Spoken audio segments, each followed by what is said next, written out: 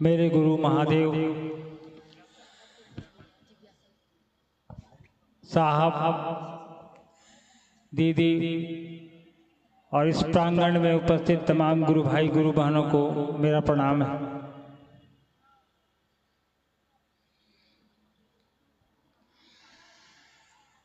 देवरिया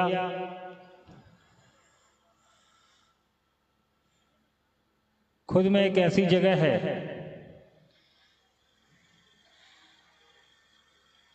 जहां संतों और महापुरुषों की ऊर्जा यहाँ की मिट्टी में है।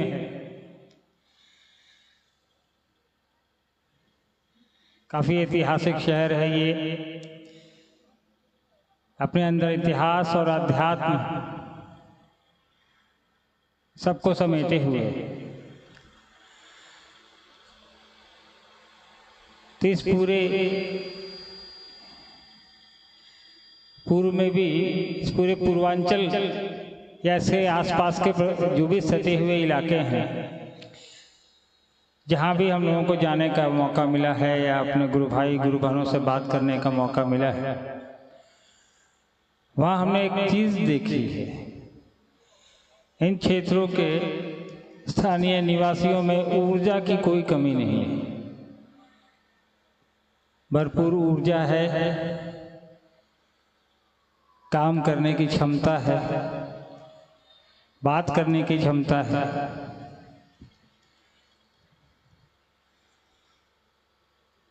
और शिव की शिष्यता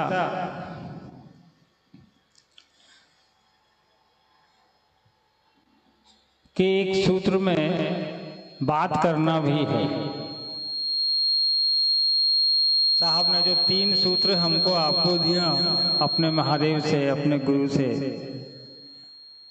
जुड़ने का जो माध्यम दिया 3 सूत्र के रूप में, उसमें एक सूत्र बात करना भी है, यानी लोगों तक अपनी बात पहुंचाना। 2 काम, 3 काम में से 2 काम तो हम और आप अपने लिए करते हैं। दया की याचना करते हैं, अपने लिए करते हैं, नमन भी अपने ही लिए करते हैं। एक काम जो है वह बात करना, यानी दूसरे को यह बताना कि शिव मेरे गुरु हैं, आपके भी हो सकते हैं। ये कार्य हम जनमानस के लिए करते हैं। ये कार्य हम अपने गुरु का कार्य के प्रति जो हमारी गुरु दक्षिणा है उस रूप में करते हैं कि लोगों तक ये पहुंचा देना कि महादेव गुरु का काम करते हैं। भैया, हमने उनको गुरु माना है, गुरु मान के हमने अपना लौकिक पारलौकिक जो भी हमारी सांसारिक आध्यात्मिक चीजें हैं,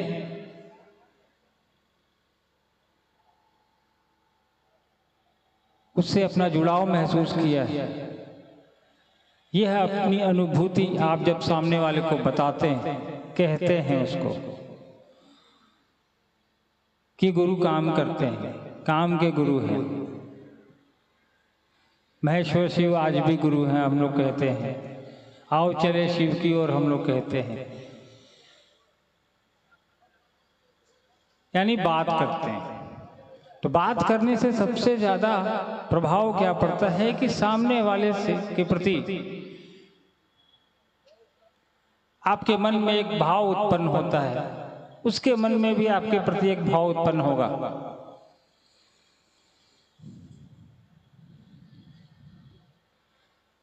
और जब महादेव की बात करेंगे, अपने गुरु की बात करेंगे, उस महादेव की बात करेंगे, तो निश्चित तौर पे ये है कि सामने वाला व्यक्ति आपको दुष्ट तो नहीं ही समझेगा, क्योंकि आप उस महादेव के बारे में बताने आए हैं उसको, जिसकी पूजा वो पहले से कर रहा है। आप देवता के रूप में हर आदमी उनको जान रहा है, हर आदमी उनकी पूजा कर रहा है। हर घर में शिवलिंग पड़े हैं, हर घर में उनकी तस्वीरें पड़ी हैं, हर घर में आप जल चढ़ाते हैं, बेलपत्र चढ़ाते हैं, प्रणाम करते हैं, सुबह शाम आरती करते हैं, या जो भी करते हैं, जो भी माध्यम हो आपका पूजा करने का। तो उस महादेव को तो आप जानते हैं, आज से नहीं जानते हैं, हजारों साल से हमारे पूर्वज जानते आए हैं। 10,000 साल का तो हमारे आपके पास इतिहास है, किताबों में लिखा है। खुदाई में आप जाएंगे तो इतिहास में जमीन के नीचे से महादेव की मूर्तियां निकली हैं, नटराज की मूर्तियां निकली हैं। कई एक ऐसे इतिहास के पन्ने हैं जहां 10,000 साल पुराना नटराज की मूर्ति मिली है। वो आज भी मूर्तियां हैं संग्रहालय में, आप कभी जाएं तो देख सकते हैं। कुछ एक खुदाई मिली है मोहनजोदड़ो, वो पाकिस्तान में आज के दिन में है, वहाँ पे शिव की से जुड़ी चीजें निकली हैं खुदाई में। यानी कि वो शिव, यानी वो महादेव, वो देवों को देव, वो सबसे बड़े देव, उनको भगवान के रूप में स्थापित करने की आवश्यकता नहीं है हमारे आपके यहाँ। वो सदियों से चले आ रहे हैं। वेदों में जाएंगे आप, किताबों में जाएंगे, दुनिया की कोई ऐसी धार्मिक पुस्तक नहीं है हमसे आपसे जुड़ी हुई जिसमें शिव के स्वरूप की चर्चा नहीं है। विभिन्न स्वरूपों की चर्चा है। तो शिव के उस स्वरूप को हमको आपको कोई क्या बताने आएगा? कोई कहेगा महादेव हैं, देवता हैं, पूजा करो, तो कहे आप कहिएगा हम तो करते ही हैं भैया, हम का हमारे पूर्वज भी कर रहे हैं, 1000 साल 2000 साल पुराना, जहां तक आपको याद होगा आप बता दीजिएगा।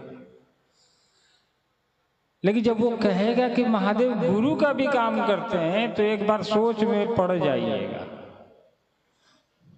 अगर आप पहले से नहीं जानते हैं कि महादेव का ये भी स्वरूप है क्या। महादेव गुरु का काम कैसे करेंगे?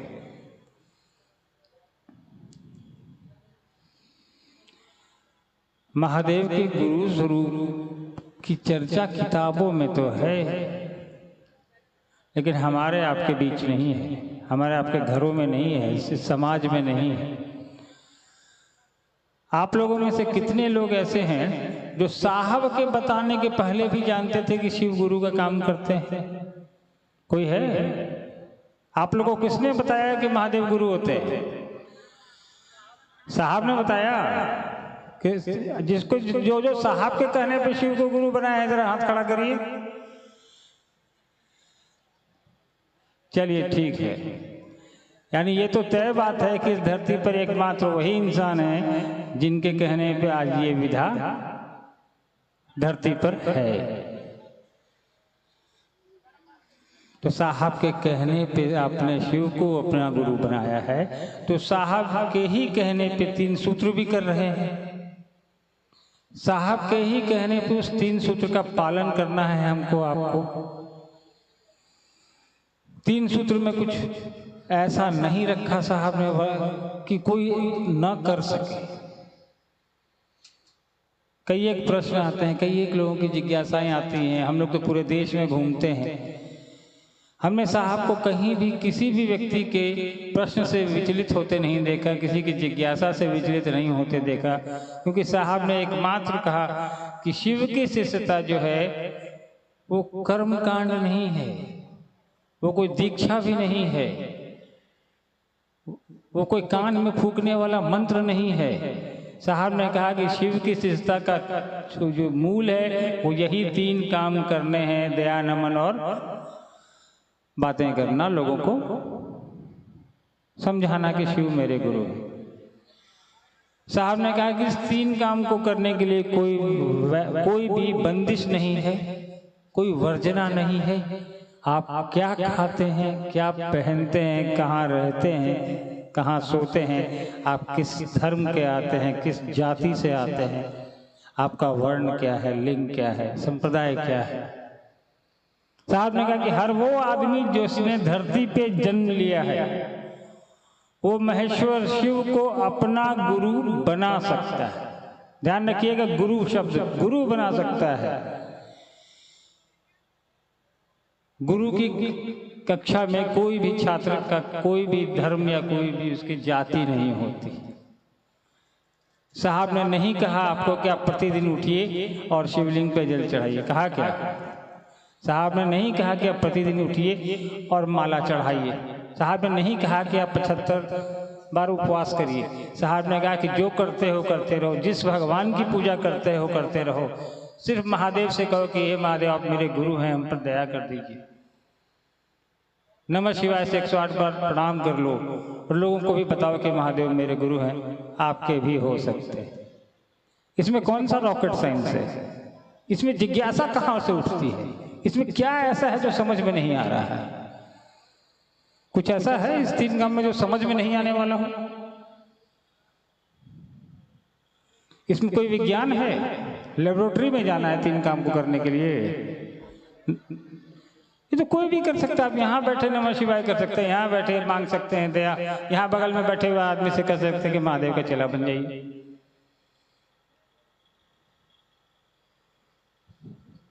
तो हमको तो ये समझ में नहीं आता कि शिव की शिष्यता में ये 3 काम करने के अंदर जिज्ञासा कहाँ से आ गई? ये 3 काम जो सही से करेगा उसके दिमाग में जिज्ञासा उज्ञासा नहीं उठेगी। 3 काम करेगा, हाँ जहां दिमाग लगाएगा तो उठेगी।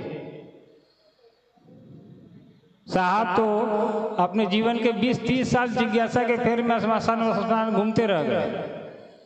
अंत में साहब को जब अनुभूत हुआ, साहब को आकाशवाणी हुई, तो देखिए उसका प्रतिफल क्या है। आप इतनी गर्मी में, इतनी धूप में, इतने परेशानी में घर छोड़ के, बच्चों को छोड़ के, अपना पैसा लगा के, अपना समय लगा के यहाँ पे आप बैठे।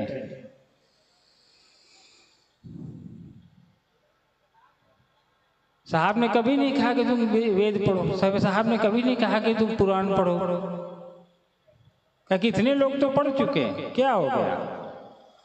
बड़े बड़े साधक आए इस दुनिया में, आए और चले गए, क्या हो गया? रावण जैसा त्रिलोक का महाबली इंसान, त्रिलोक के बारे में कहते थे बहुत बहुत शक्तिशाली है, ज्ञाता है, उसका अंत कैसे हो गया? तो खैर कहानियां हैं, कहानियों से हमें सीख लेनी चाहिए।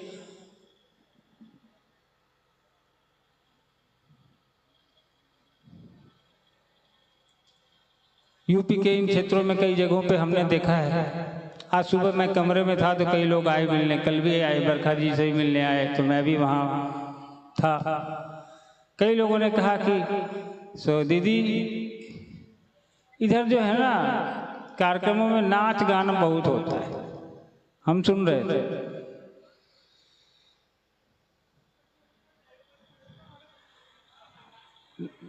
तीन सूत्र तो हम जानते हैं कि साहब ने बताया है, चौथा सूत्र नाचने वाला कौन बताया है? खड़ा करिए हाथ जरा। नाचने का सूत्र कौन दिया? कोई दिया हैगा? नाचने से महादेव जल्दी मिल जाएंगे तो हम यही नाचना शुरू कर देते हैं, बताइए। अजब हाल है भाई, शिव चर्चा में नाच रहे हैं। अरे नाचना है, सिनेमा देखिए, सिनेमा हॉल में जाके। अरे पैसा तो बिना नाचे भी मिल जाएगा, आइए हम दे देते हैं। पैसा के लिए नाचने की क्या जरूरत है? शिव चर्चा को शिव चर्चा रहने दीजिए, आप लोग से अनुरोध है। साहब के सिद्धांत को, दीदी के सिद्धांत को, अपने गुरु को इस तरीके से मंच पे नचवाइए मत। ऐसी विशेषता है, इसको खेल नहीं बनाइए। जो भी ऐसा कर रहे हैं उनसे अनुरोध होगा मेरा, और आप लोग से भी अनुरोध होगा, ऐसे नाचने वालों से दूर रहें। आपकी भी शिव विशेषता भ्रमित होगी, आपकी भी शिव विशेषता दूषित होगी, आपकी भी शिव विशेषता कलंकित होगी।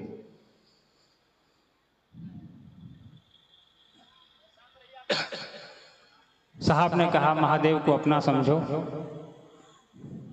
उनको गुरु बनाए हो, गुरु से ज्ञान लो। साहब ने कहा उस महादेव की परिधि में बैठो। बैठने के लिए साहब ने तरीका बता दिया। तो कुछ चीजें हैं जो हम आपको लोगों के सामने नहीं आदर्श प्रस्तुत करना चाहिए, ताकि लोग कहें कि देखो ये शिव का शिष्य है।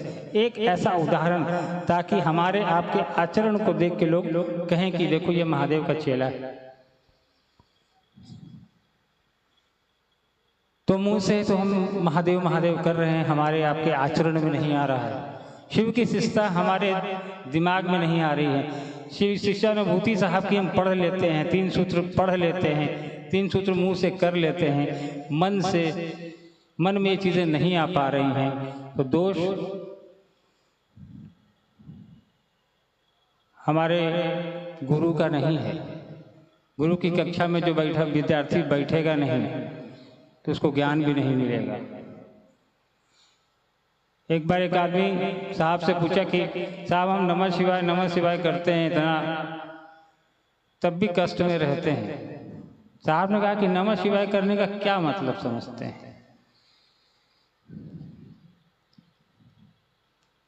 हम और आप यहाँ बैठे हैं नमः शिवाय कर रहे हैं, या हम और आप यहाँ बैठे हैं आप हमसे बात कर रहे हैं, हम आपसे बात कर रहे हैं, महादेव की बात हो रही है, उनके गुरु स्वरूप की बात हो रही है, और मेरा ध्यान मंच के नीचे पड़ी मेरी चप्पल पर है कि कोई उसको उठा के न ले जाए। तो मेरी मंशा, मेरी मनोदशा उस चप्पल पर रहे, महादेव पर नहीं है। नमः शिवाय आप कर रहे हैं, ध्यान में है, बोल रहे हैं कि मेरा दाल जल जाएगा, कोई कुकर का चूल्हा का बर्नर कम कर दे या चूल्हा बंद कर दे, तो कहाँ से परिणाम आएगा? साहब ने कहा 24 घंटे में 2 ही बार नमः शिवाय करो, लेकिन ईमानदारी से करो। 5 ही बार करो, 108 बार नहीं होता है, मत करो, टुकड़ों में करो। परिधि में जाने के लिए साहब ने इतना सरल कर दिया इस प्रक्रिया को, शिव की शिष्टता को इतना सरल कर दिया कि हमारे जैसा आदमी भी जो बेकार है, जिसे कुछ नहीं हो सकता है, वो भी 24 घंटे में टुकड़ों में 108 बार अपने गुरु को प्रणाम कर सकता है नमः शिवाय से। तो आप लोग तो इतने भाव से बैठे, इतने प्रेम से बैठे, तो ये बताता है कि आप में वो भाव है, आप में वो प्रेम है अपने गुरु के प्रति, तभी आप यहाँ बैठे हैं। इसको और प्रगाढ़ करने की आवश्यकता है और बेहतर करने की आवश्यकता है, और हो जाएगा।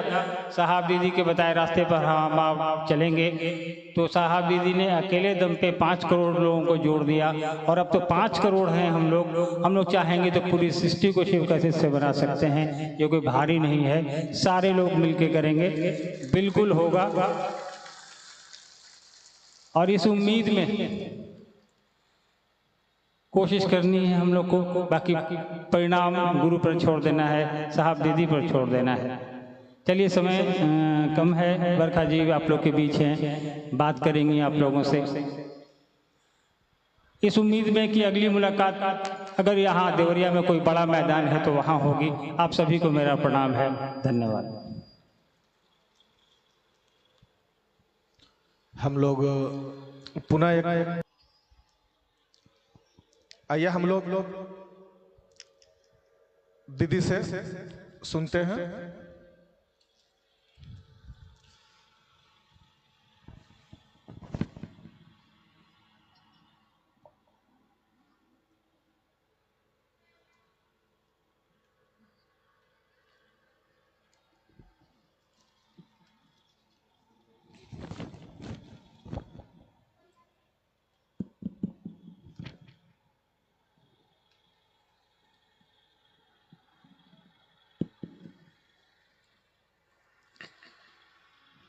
मेरे गुरु महेश्वर शिव को मेरा प्रणाम है।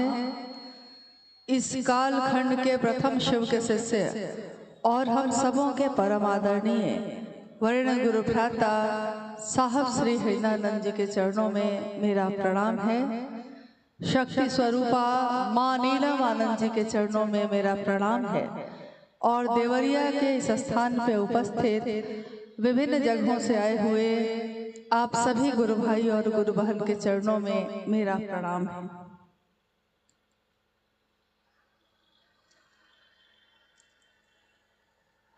हम सबका सौभाग्य है कि अपने गुरु शिव के कार्य के विस्तार के निमित्त आज यहाँ एक संगोष्ठी का आयोजन हुआ है, और इस संगोष्ठी में देवरिया, गोरखपुर और कुशीनगर के भी कुछ गुरु भाई गुरु बहन मुझको लगता है कि उपस्थित हैं। और संगोष्ठी यानी कि इसका अर्थ पहले समझ लीजिए कि संगोष्ठी का अर्थ होता है जो शिव के शिष्य हैं लेकिन गुरु का काम आगे कैसे बढ़े इसके लिए संग बैठकर, एक साथ बैठकर एक जगह पे संग बैठकर गोष्ठी करना यानी बात करना। कोई बाधा है उसका समाधान, कोई जिज्ञासा है उस पे बातचीत, शिव के गुरु स्वरूप पे और साहब द्वारा प्रदत्त 3 सूत्रों का जो निरूपण है उसके विषय में कोई संशय है, भ्रम है, नहीं हो पा रहा, क्या कैसे किया जाए, इस तरह के विभिन्न विषयों पे संगोष्ठी में बातचीत हुआ करती है। और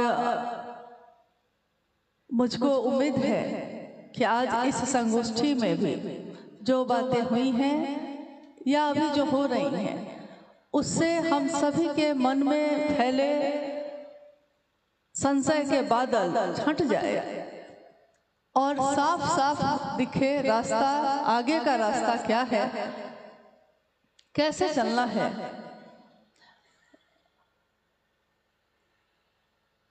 जिस शिव को हमने और आपने गुरु माना है, अभी आपने सुना भैया अनुज जी से, अर्चितानंद जी से कि प्राचीन समय से और जब से हमारा इतिहास उपलब्ध है कागज पे यानी कि सबूत है जिसका, उससे पहले भी काल तो रहा होगा, उससे पहले भी दुनिया तो रही होगी, लेकिन उसका कागज पे सबूत नहीं है। मिट्टी के बर्तन नहीं मिल रहे या पत्थर पे बनी हुई चीजें नहीं मिल रही, लेकिन कोई नहीं जानता कब इस दुनिया की रचना हुई, किसके द्वारा हुई, किस तरह से हुई, और आज जो धरती पे चीजें दिखती हैं इनको बनाने वाला कौन है। हमारे ऋषियों ने, मुनियों ने शास्त्रों में जो कहा है, उन 10,000 वर्षों के इतिहास में उनकी जो अनुभूति है, उनका जो भाव का स्तर है जिसपे वो महादेव की सत्ता से मिले, उसमें जिक्र आता है कि ये पूरी सृष्टि, ये पूरी दुनिया मात्र शिव की इच्छा का प्रतिफल है। शिव ने इच्छा की और दुनिया सृष्टि हुई। शिव की इच्छा, जैसे ही शिव की इच्छा होगी तो तरंग होगी, और जब तक इच्छा नहीं है तो ताकत तो है, ऊर्जा तो है, शक्ति तो है, लेकिन सुषुप्तावस्था में है यानी सोई हुई अवस्था में है। जिस तरह हम जब सुबह में जग जाते हैं और हाथ मुंह धोकर एकदम तरोताजा होकर काम में जुट जाते हैं, तो हमारे शरीर में ताकत जो है उस समय भी काम करती है, लेकिन वो ताकत आपके शरीर में उस समय सोई रहती तो उस समय भी है जब आप रात में सोने चले जाते हैं। ऊर्जा तो है अंदर, प्राण तो चल रहा है, हाथ में, पैर में, सब में ताकत है, लेकिन सुषुप्तावस्था में है, मतलब सोई हुई अवस्था में है। जब ये दुनिया नहीं बनी थी तो शिव की ही सारी ऊर्जा, सारी शक्तियां इसी तरह एक सोई हुई अवस्था में, शांत अघोर अवस्था में विद्यमान थी। अब कहते हैं कि शिव ने इच्छा की कि एको हम बहुत श्याम, मैं एक हूं और अनेक हो जाऊं। शिव की इच्छा में बल है, ताकत है, ऊर्जा है, इसीलिए कहा गया शिवेच्छा बली असी, शिव की इच्छा में बल है। तो शिव ने जैसे ही इच्छा की और जो अघोर थे, शिव का एक नाम है अघोरेश्वर, यानी अघोर, सारी ताकत, सारी ऊर्जा के साथ जो चुप है, शांत है, अब उसमें हलचल हुई। पानी शांत है एकदम, और उसमें एक कंकर फेंकिए, एक पत्थर फेंकिए, क्या होता है? अगर शांत पानी में, तालाब में, कुआं में पानी शांत है और उसमें एक पत्थर फेंकिए तो क्या होगा? देखिएगा कि तरंग पैदा होगी, ऐसे ऐसे ऐसे ऐसे गोल गोल गोल गोल तरंग पैदा होती है। तो देखने में अच्छा लगता है, बच्चे इसको खेल खेल में करते हैं।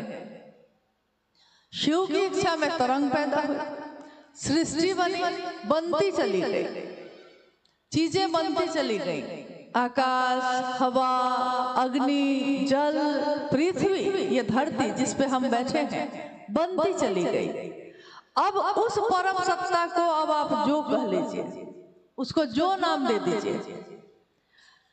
कोई कुछ कहता है, कोई कुछ कहता है, जिसकी जैसी आस्था, जिसका जैसा जुड़ाव, उसको उसने वैसा ही नाम दे दिया है। कोई उस परम सत्ता से कपाल सिद्धि के द्वारा मिला, सिद्धि यानी साधना करके, उपासना करके मिला। कोई मंत्रों का जप करते करते, साधना करते करते, और तब ईश्वर से साक्षात्कार किया, तब ईश्वर से मिला, तो उसने ईश्वर का वही नाम दे दिया, यानी कपालेश्वर दे दिया, महामृत्युंजय नाम दिया, महाकाल नाम दिया, नटराज है वो। देखा कि सृष्टि, ये दुनिया पल प्रतिपल बदल रही है, हर पल। अभी जब हम और आप बात कर रहे हैं, समय बदल रहा है कि नहीं? देखिए घड़ी को, समय, सुई बढ़ती जा रही है, घड़ी, समय बदलता जा रहा है। यहाँ तक कि आकाश की जो चीजें हैं वो भी बदल रही हैं, हवाओं का चलना भी बदल रहा है, हमारी सांस भी आ रही है और जा रही है।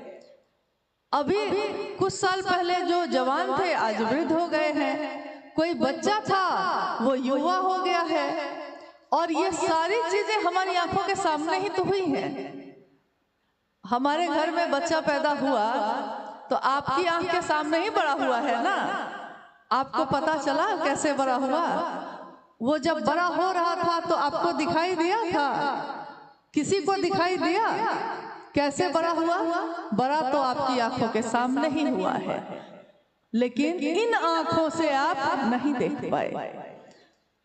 इस पार्क में पेड़ पौधे लगे हुए हैं, जब किसी ने लगाए होंगे तो छोटा सा पौधा होगा, बिया होगा, उस बिये से बड़े बड़े पौधे बन गए, बरगद का पेड़ बन गया। आपकी आंखों के सामने, हमारी आंखों के सामने बड़ा हुआ है, हमारे आंगन में लगा था और बड़ा हो गया। आज उसकी छाया में बैठे हुए हैं, लेकिन हमारी आंखों के सामने जो पौधा बड़ा हुआ, इतना विशाल हुआ, हमारी इन आंखों से हम नहीं देख सके उसको।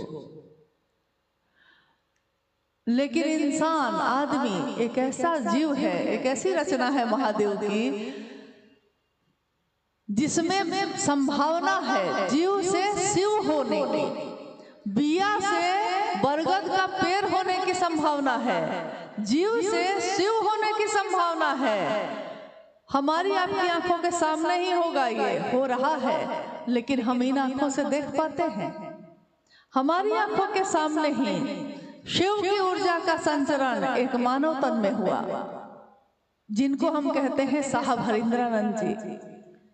शिव की ऊर्जा, महादेव की ऊर्जा उनके शरीर में उतरी, उनकी सांसों पे उतरी, और एक दुबले पतले साधारण दिखने वाले व्यक्ति, एक बिहार प्रशासनिक पद पे पदाधिकारी रहने वाले व्यक्ति, लेकिन उनका एक रूप शिव का शिष्य हरिंद्रानंद जी का रूप, वो भी एक इंसान शरीर में ही है ना, शरीर में सामने दिखे हैं लोगों के। शिव की ऊर्जा कण कण में है, कहाँ नहीं है, लेकिन इन आंखों से हम देख पाए हैं? आज तक हमने इन आंखों से देखा है? हम महसूस करते हैं, हवा चलती है, सांस चलती है मेरी आपकी, हमको समझ में आता है, हमको एहसास होता है कि सांस चल रही है, तो मेरे प्राण चल रहे हैं। लेकिन जिसके कारण प्राण चल रहे हैं वो भी दिखाई नहीं देता। यानी वो सारी चीजें जो जीवन चलाती हैं, जिसके कारण जीवन है, चल रहा है, पैदा हो रहा है, रहता है, और जिसका लय हो जाता है, वो सब किसी और के नियंत्रण में है, कहीं और से चलता है और वो दिखाई नहीं देता। तो उस परम सत्ता का, उस महादेव का कोई आकार हम और आप नहीं बना सकते, लेकिन हमारे मन की कल्पना कुछ बनाना चाहती है, कुछ दिखना चाहती है, तो हमने तस्वीरें बनाई महादेव की। तस्वीर में हमने जैसा महादेव को महसूस किया वो सारी चीजें उसमें है। तस्वीरें भी हमको सिखाती हैं, किसी के द्वारा गाया हुआ गीत भी कुछ सिखा देता है, किसी की शिव चर्चा भी हमको शिव की तरफ उन्मुख कर देती है, अगर आप उसको ग्रहण करना चाहिएगा तब। तस्वीर भी सिखाती है।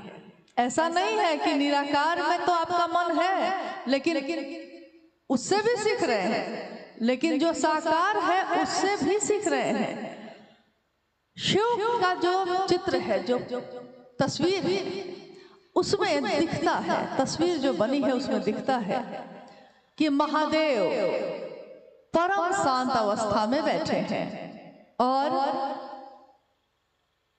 व्याघ्र का चर्म है लपटा हुआ, चिता का भस्म है लगाया हुआ, दिगंबर कहा गया उनको, यानी जिसके वस्त्र कपड़े नहीं हैं, जिसके वस्त्र दिशाएं हैं, चारों दिशाएं जिसका वस्त्र है, जिसका कपड़ा, ये दिशाएं हैं। कहते हैं कि शिव के अगर प्राण की बात कहें, है तो नहीं, हम तो महसूस नहीं कर सकते, उसके तत्व को हम नहीं जान सकते, कि उनके सांसों में पवन 49 है प्यारे। इतने पवन है कि जिसकी गिनती नहीं कर सकती। इतने गुण हैं कि गुण अशेष गुणम कहा गया उनको, यानी इतने गुण हैं, इतने गुण हैं कि खत्म ही नहीं होते, और गुणहीनम भी कहा गया, यानी कोई गुण नहीं है महादेव में। ये भी अवस्था में है और अशेष गुण की अवस्था में भी है। तो परम सत्ता, अब आप उसको महादेव कहिए, शंकर कहिए, शिव कहिए, नटराज कहिए, किसी ने खुदा कहा है, किसी ने भगवान कहा है, किसी ने रब कहा है, जिसने जैसा जाना वैसा ही कहा है, जिसकी जैसी चाहत थी वैसा ही पहचाना है। लेकिन पूरा का पूरा शिव को जानना इस जगत में रहने वाले लोगों के अनुमानस की सीमा से बाहर की बात है। एक सीमा तक हमारी ये आंख देख सकती है, लेकिन इस दीवार के उधर क्या है आप नहीं देख सकते। एक सीमा तक हम हाथ से छूकर, स्पर्श करके किसी चीज को महसूस कर सकते हैं, लेकिन बिना स्पर्श किए हर चीज को महसूस नहीं कर सकते। कुछ दूरी तक की आवाज हमारे ये कान सुन सकते हैं, लेकिन अगर बहुत दूरी बढ़ गई है तो इन कानों में वो आवाज सुनाई नहीं देगी। इतने ही लोग हम लोग बैठे हैं, माइक ना हो, हम यहाँ से कितने भी जोर से बोलेंगे, आधे लोग सुनेंगे, आधे लोग को सुनाई नहीं देगी। यानी इंसान के हर चीज की एक सीमा है, लेकिन महादेव को अनंत कहा गया, असीम कहा गया। आदि अनंत शिवा, यदि आदि भी वही है, शुरुआत भी वही है, अंत भी वही है और अनंत भी वही है।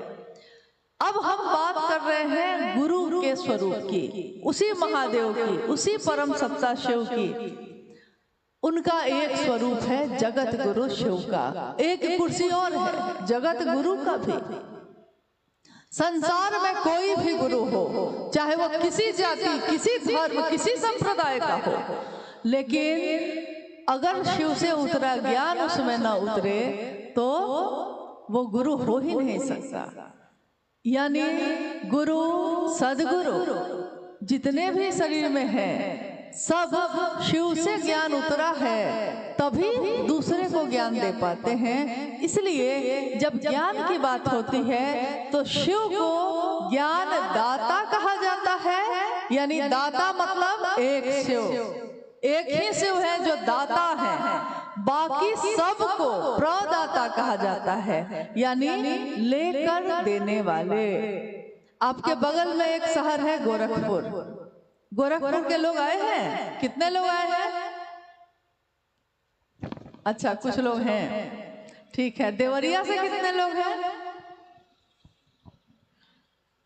ठीक है, तब तो संगोष्ठी सचमुच में हो रही है।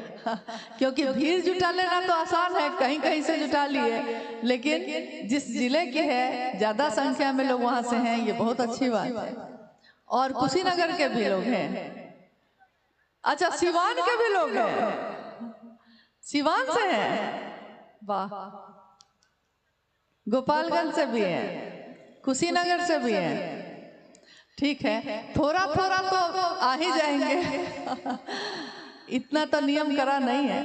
लेकिन गोरखपुर एक शहर है, गोरक्षनाथ के नाम से वो शहर का नाम पड़ा है।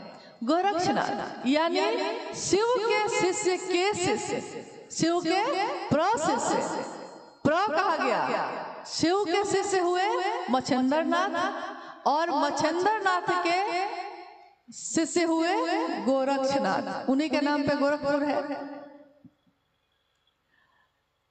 अब देखिए, यहां भी शिव के शिष्य तो हुए मच्छिंद्रनाथ। बगल में एक और जगह है, ज्यादा दूर नहीं है, थोड़ी दूर है, बनारस। बनारस के भी कोई है? अच्छा, चलिए, हैं हमारे रंजित गुरु भाई हैं। बनारस, बनारस के रहने वाले ही नहीं, दुनिया में लोग जानते हैं शिव का एक मंदिर जिसकी स्थापना है बनारस में। लेकिन हर शिव का मंदिर भी केवल शिव के नाम से नहीं जाना जाता, किस रूप में है वो, उसका रूप भी जुड़ा हुआ है। जैसे देवघर में वैद्यनाथ धाम है, वैद्यनाथ यानी वैद्य, वेदों के भी जो वैद्य हैं।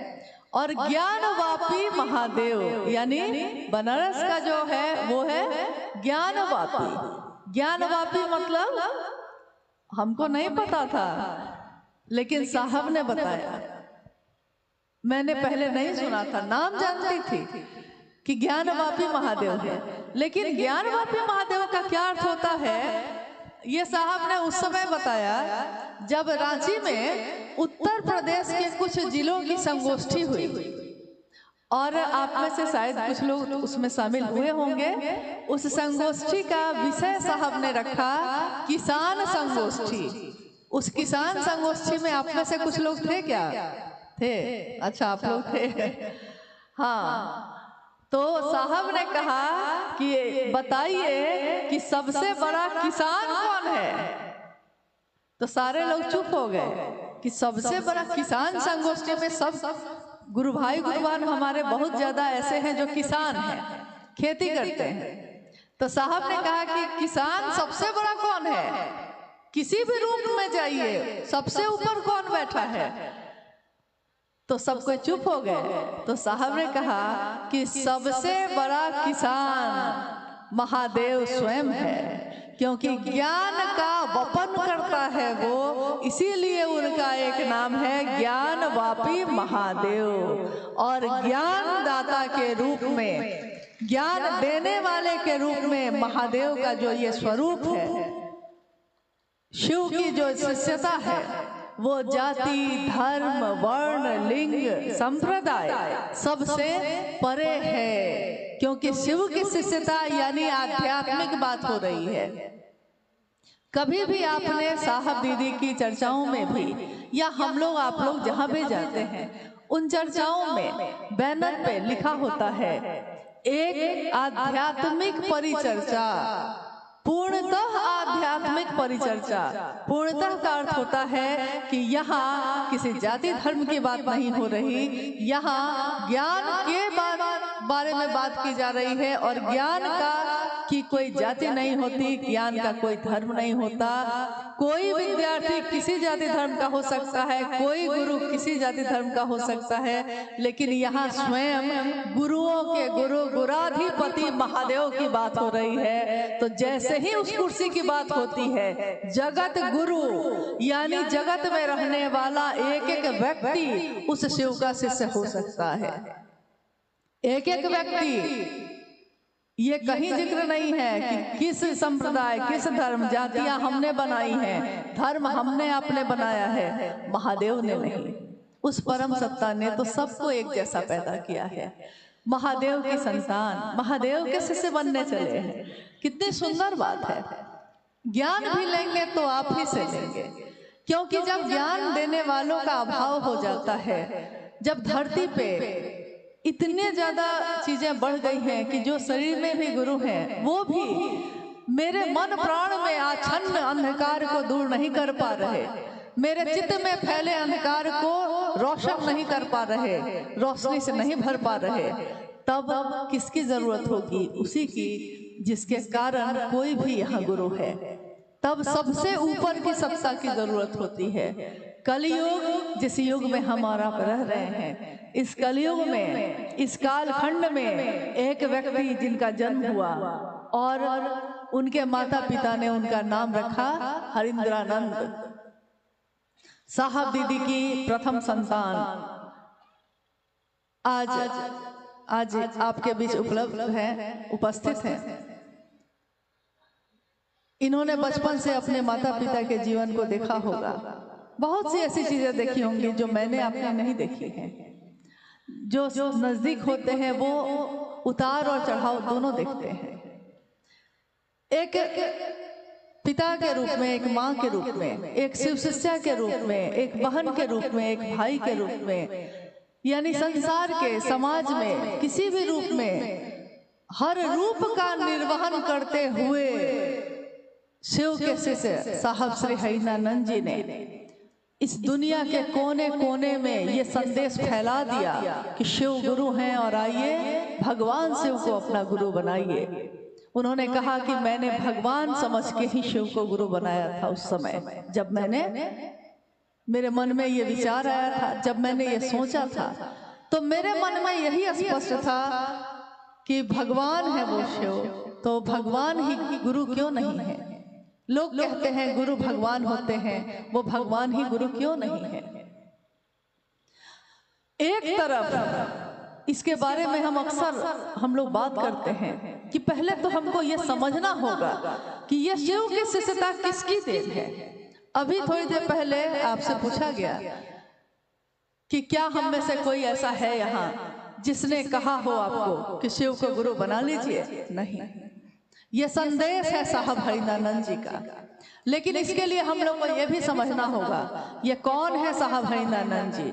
क्या एक शरीर में उतरे हुए पदाधिकारी, या किसी के पिता, या किसी के पति, या किसी के भाई, किसी के पुत्र? ये कौन है जो शरीर में रहते हुए इन सारे रूपों में तो हैं, लेकिन जब जब उन्होंने ये कहा है कि मैं शिव का शिष्य हरिंद्रानंद, तब उन्होंने कहा है कि जब मैं लिखता हूँ, जब मैं बोलता हूँ, जब आपसे बातें करता हूँ, और जब इस शब्द का प्रयोग मैं करूँ कि मैं शिव का शिष्य हरिंद्रानंद, तो आप सावधान होइएगा और गौर से सुनिएगा जो मैं कहता हूँ, क्योंकि उस समय मैं शिव के सिवा किसी का नहीं, और शिव का हूँ इसलिए सबका हूँ। इसलिए उन्होंने बार बार ये कहा है हर व्यक्ति मेरे कलेजे का टुकड़ा है, क्योंकि उनके लिए ये पूरी दुनिया ही उनका परिवार है। जगत में इंसान बन के आए हैं, शरीर में है तो लौकिक परिवार भी है, लेकिन जब पारलौकिक बात हो रही है शिव की शिष्यता की, तो जिसने भी विचारों में भी शिव को अपना गुरु माना है वो साहब हरिंद्रानंद जी के परिवार का सदस्य है। यानी शिव शिष्यों का परिवार, इस परिवार के एक एक फूल की रक्षा स्वयं मां नीलमानंद जी ने की है। हम उनकी पीड़ा को नहीं जान सकते, हम उनके दर्द को नहीं जान सकते, लेकिन अगर उनको अपना मानेंगे तो महसूस कर सकते हैं कम से कम। हम अपने बेटे का हाथ जल जाए तो जलन तो उसी को बर्दाश्त करना पड़ेगा, लेकिन माँ है हम तो उसके साथ साथ हम भी तड़पते हैं।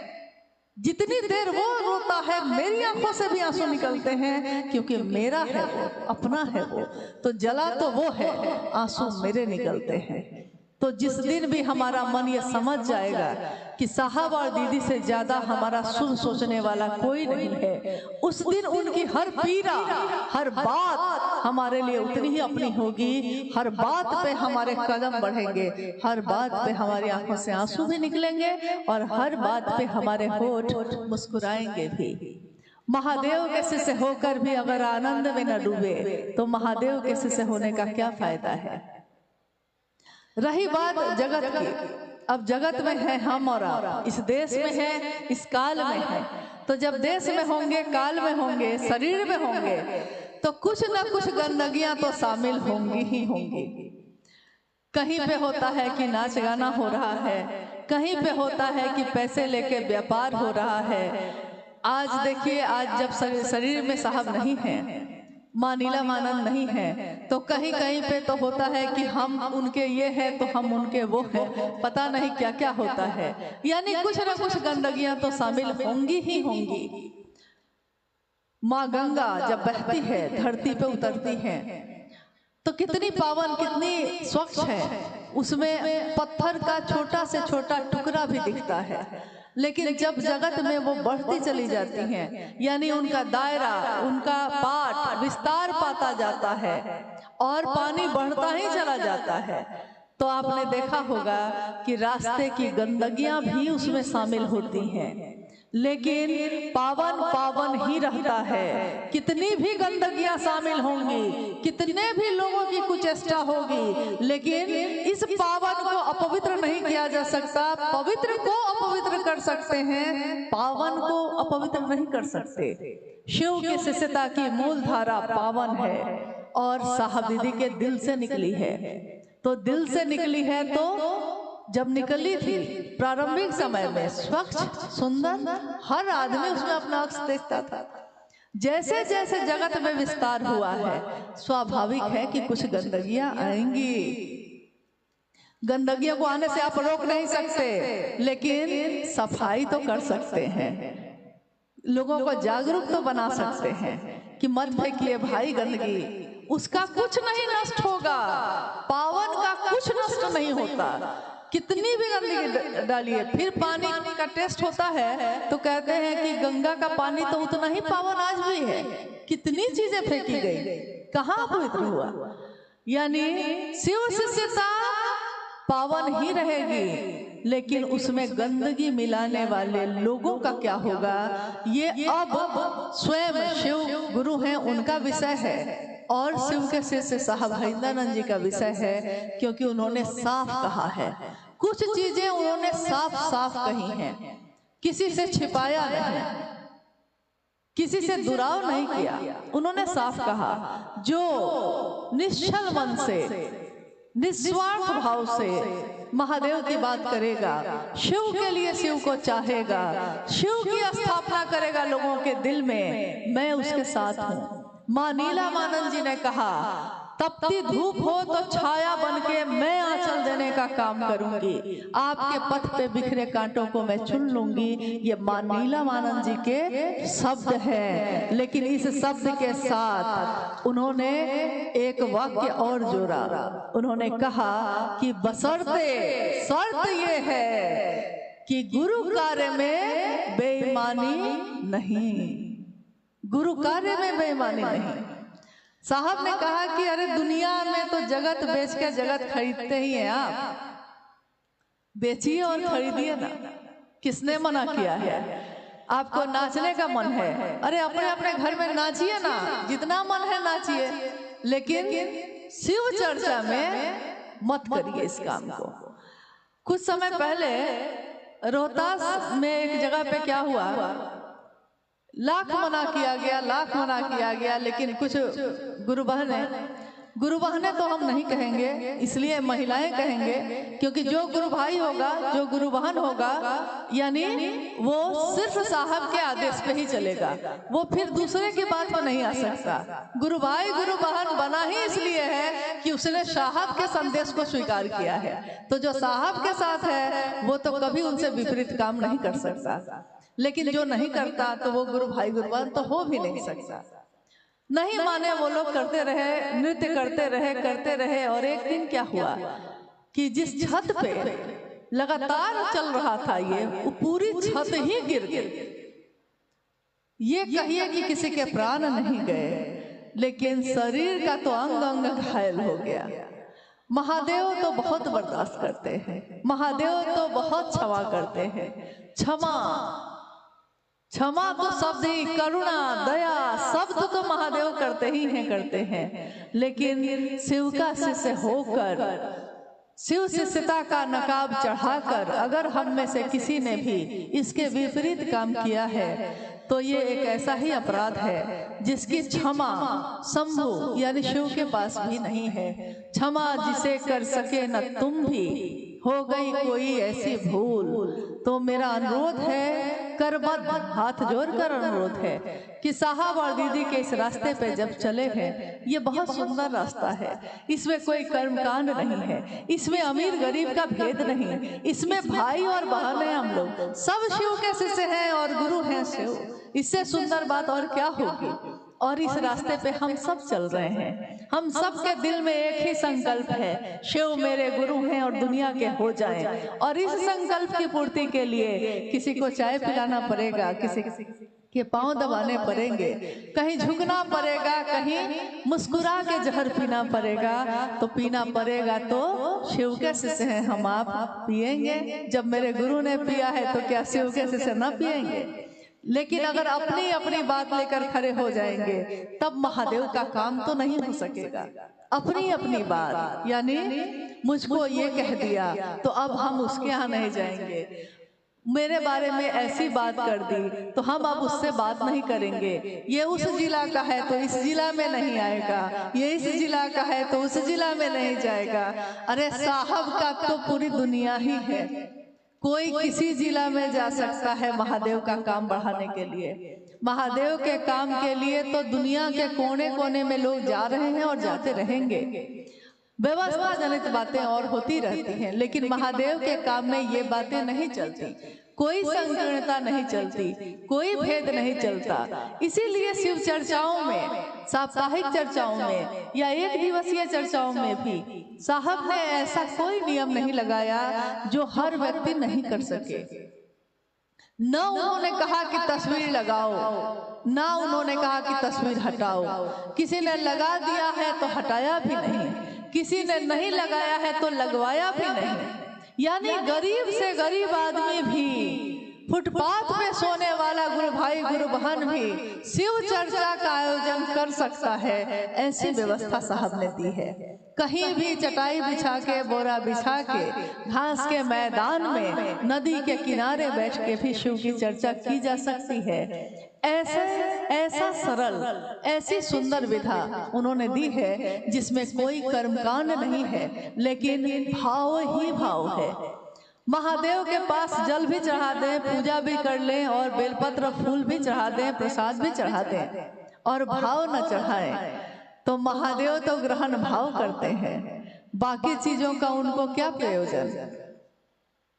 हाँ, हम अगर जान जाएं कि महादेव ये खा लेंगे तो पता नहीं हम क्या क्या चढ़ाएं, लेकिन तब भी हम अपनों के लिए कुछ करना चाहते हैं तो कोई रख देता है, कोई हटा देता है। तो ना रखने के लिए कहा, ना हटाने के लिए कहा। इसलिए शिव चर्चा जो है उसमें शिव की बात या शिव का प्रतिनिधित्व करने वाले लोग, आपका हमारा दायित्व है कि हम दुनिया के सामने ये प्रस्तुत करें कि महादेव को गुरु मानने में कुछ भी लेना देना नहीं होता है।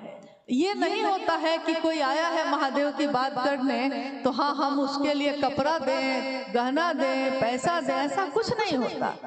क्या साहब श्री ने कभी पैसे लेके महादेव की बात की है? क्या हम लोगों ने ऐसा कभी किया? आप में से कितने लोगों ने ऐसा किया होगा? अगर 1000 में किसी ने किया होगा तो 1 या 2 लोगों ने किया होगा, लेकिन बाकी 98 आदमी तो निश्चल मन से महादेव की बात करते हैं।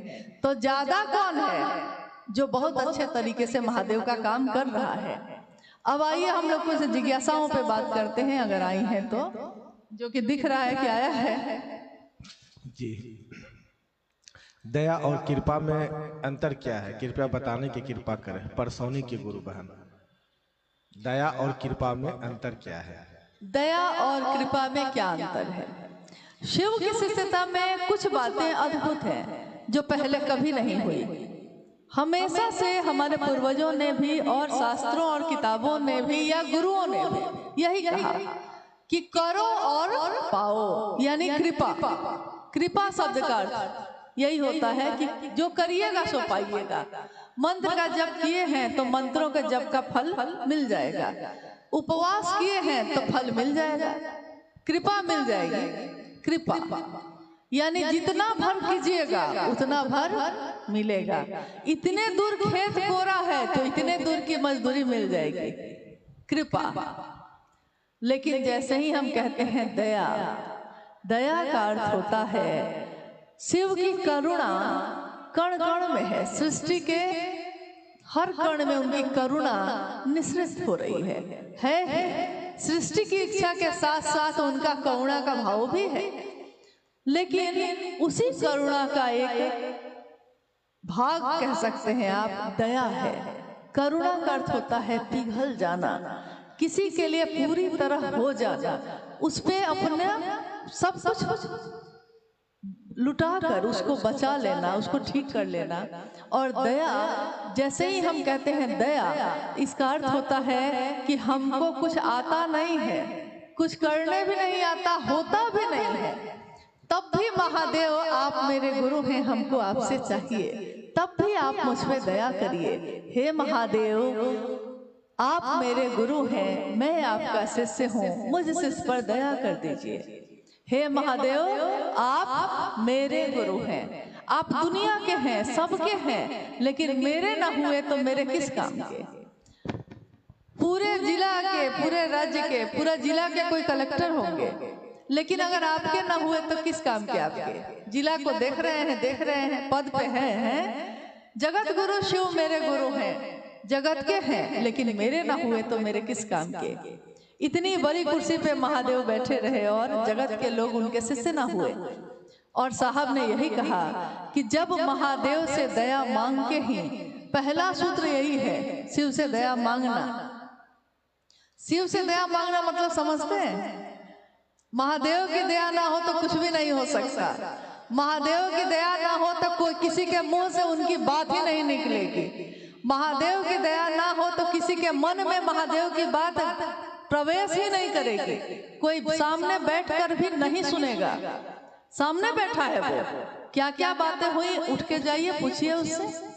मन से यहाँ नहीं था, महादेव की परिधि में न हो, महादेव के घेरे में न हो, तो महादेव से न तो दया मांग सकता है, न चर्चा कर सकता है, न महादेव को प्रणाम कर सकता है। तो पहला सूत्र साहब ने दिया दया मांगना।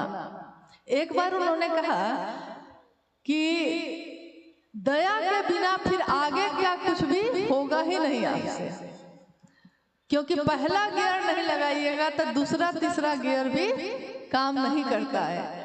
तो पहला गियर, पहला सूत्र, उसी में उन्होंने एक उदाहरण दिया कि आज हर आदमी के हाथ में मोबाइल फोन है। आप लोग सबके हाथ में है, सबके पास फोन है, मोबाइल फोन। देखिए सबके पास नहीं है। अच्छा, आज भी किसी के पास नहीं है, आपको बहुत प्रणाम है, आप बहुत शांति में होंगी। हाँ, तो आज देखिएगा हर हाथ में मोबाइल है।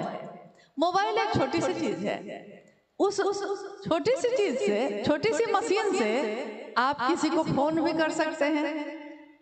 आप चाहिए तो किसी की फोटो भी खींच सकते हैं, तस्वीर भी खींच सकते हैं। आप चाहिए तो वीडियो भी बना सकते हैं, आप चाहिए तो उसमें जोड़ गुना भाग गणित भी बना सकते हैं, कैलकुलेटर गणित भी बना सकते हैं। आप चाहिए तो उसमें कैलेंडर भी है, कैलेंडर भी देख सकते हैं। यानी बहुत सारी चीजें जो अलग अलग हम लोग रखते थे उस सब उसी में है। नहीं, अलग अलग चीज नहीं होकर सब कुछ उसी में है। लेकिन किसी ने उस मोबाइल में पासवर्ड लगा दिया है और आपके हाथ में दे दिया है फोन। पासवर्ड लगा हुआ है, आपको नहीं मालूम है पासवर्ड क्या है। मोबाइल हाथ में है लेकिन उस पर कुछ भी कर सकिएगा, खुलेगा ही नहीं। जब खुलेगा ही नहीं तो बाकी काम कुछ भी नहीं हो सकेगा। तो साहब ने एक दिन पूछा कि बताओ कि शिव शिष्यता का पासवर्ड क्या है, शिव शिष्यता में आगे बढ़ सकिएगा इसके लिए पासवर्ड क्या है। यानी एक ऐसी चीज क्या है जिससे सारे रास्ते खुलते चले जाते हैं, तब जो चाहिए सो कर सकते हैं। क्या है वो? महादेव की दया। महादेव से दया मांगना ही समझिए कि आगे बढ़ने के सारे रास्ते खुल जाते हैं। झुका है आपका सर और महादेव ने गले से लगा लिया है, लेकिन अहंकार के साथ जब तक खड़े रहेंगे तब तक तो बड़ा मुश्किल है। हालांकि गुरु के स्वरूप के कारण महादेव उसको भी शिष्य बनाते हैं जो उन पे विश्वास नहीं करता।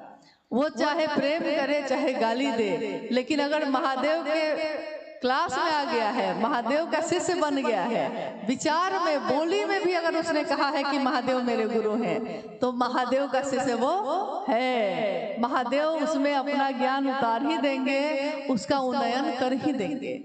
तो कृपा और दया में यही अंतर है कि कृपा में तो जितना करिएगा उतना पाइएगा, दया अहेतुकी है तथापि, इसलिए दया का कहना बड़ा मुश्किल है। उसमें किम न सिद्धते भूतले, इस भूतल पे क्या ऐसा है जो महादेव चाहेंगे और न होगा, और जो महादेव से जुड़ा है वो चाहेगा तो न होगा।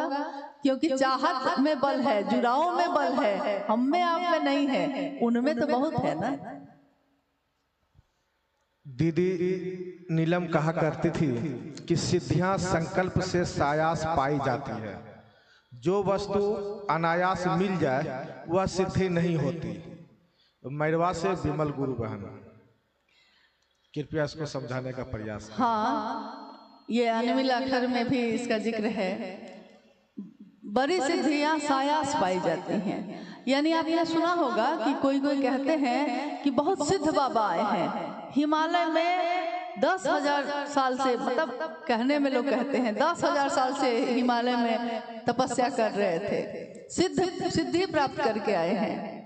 या कोई तपस्या कर रहा है, कोई जमीन के अंदर बैठ के तपस्या कर रहा है, कोई हवा में उड़ रहा है, कोई पानी पे चल रहा है। सिद्धियां हैं ये सब। सिद्धि प्राप्त करने के लिए उसने काफी परिश्रम किया है, काफी तपस्या, मंत्रों का जप, यानी श्रम युक्त भक्ति, श्रम के साथ, ताकत के साथ अपनी भक्ति लगाई है, तो सिद्धियां पाई हैं। लेकिन बड़ी सिद्धियां अनायास मिलती हैं। अब देखिए कि जब तक साहब हरिनानंद जी शमशान साधना करते रहे, कब्रिस्तान साधना करते रहे, मंत्रों का जप करते रहे, तो छोटी छोटी सिद्धियां तो प्राप्त है ही, जो चाह रहे थे हो रहा था। लेकिन जिस दिन उन्होंने महादेव को अपना गुरु बनाया, यानी ये क्षण जो था वो अनायास हुआ, अपने आप हुआ। इसके लिए उन्होंने कोई तपस्या नहीं की थी, इसके लिए उन्होंने कोई मंत्रों का जप नहीं किया था, किताबों का अध्ययन नहीं किया था। उनके मन ने बस सोचा था गुरु भगवान होते हैं, भगवान गुरु क्यों नहीं है। लोग कहते हैं गुरु न ब्रह्मा गुरु न विष्णु गुरु न देवो महेश्वर, गुरु साक्षात पर ब्रह्म तस्मै श्री गुरुवे नमः। जब गुरु में ब्रह्मानी शक्ति होती है, वैष्णवी शक्ति होती है, रुद्रानी शक्ति होती है, तो वो गुरु भगवान होते हैं। वो भगवान गुरु क्यों नहीं है, यही सोचा था साहब ने, अनायास अपने आप। उसके बाद की घटनाओं को देखिए। सन 1974 में साहब ने शिव को अपना गुरु बनाया। अगले साल सन 1975 में मुजफ्फरपुर जिला के तुर्की नामक स्थान पे जब वो अहाते में बैठे थे, और आपने इसके बारे में पढ़ा होगा, सुना भी होगा कि सांसों पे सांस आ रही है, सांस जा रही है, और सांसों पे हवा के झोंके के साथ साथ नमः चढ़ा है और शिवाय उतर गया। हवा चल रही है, अभी भी चल रही है। यहाँ कितने लोग बैठे हैं, लेकिन जिसके लिए जो चीज आई है वो उसी के सांसों में प्रवेश करती है। तो आज तक शिव का प्राण मंत्र है नमः शिवाय। आज तक किसी इंसान के शरीर में सांसों के माध्यम से वो नहीं उतरा, लेकिन उस दिन ऐसा हुआ और उनकी सांसों ने सुना। साहब कहते हैं कि कान सुनते हैं, लेकिन मेरी सांसों ने सुना कि नमः आया है और शिवाय उतर गया है। यानी विधि के साथ ये मंत्र का जप करना है। विधि क्या होगी? सांसों पे होगी। यानी शिव के शिष्यों के लिए सबसे सुंदर विधि है मंत्र जप का, प्रणाम करने का सांसों पे, अजपा जप। तो ये सिद्धि नहीं है, सिद्धि के लिए प्रयास करने पड़ते हैं, और बड़ी चीजें, बड़ी बातें अपने आप मिल जाती हैं। इसके लिए कुछ किया ना, कोई क्रिया न साधना, अयोग्य हूँ, अभिज्ञ हूँ, मतलब अयोग्य हूँ, कुछ नहीं जानता, अभिज्ञ हूँ, यानी इस बात को समझ नहीं पाता। तब भी महादेव ने चुना और सांसों पे नमः शिवाय का प्रवेश हुआ। बाद में उनके जीवन में काफी घटनाएं हुई। उन सारी घटनाओं ने उनको समझाया सचमुच में कि शिव की दया ना हो तो कुछ भी नहीं हो सकता। इसलिए पहला सूत्र उन्होंने सबसे पहले दया का ही लिखा, दूसरा सूत्र आकाशवाणी हुई उसको बनाया, तीसरा सूत्र नमः शिवाय मंत्र को से प्रणाम करने को बनाया, लेकिन पहला सूत्र दया मांगना ही बनाया।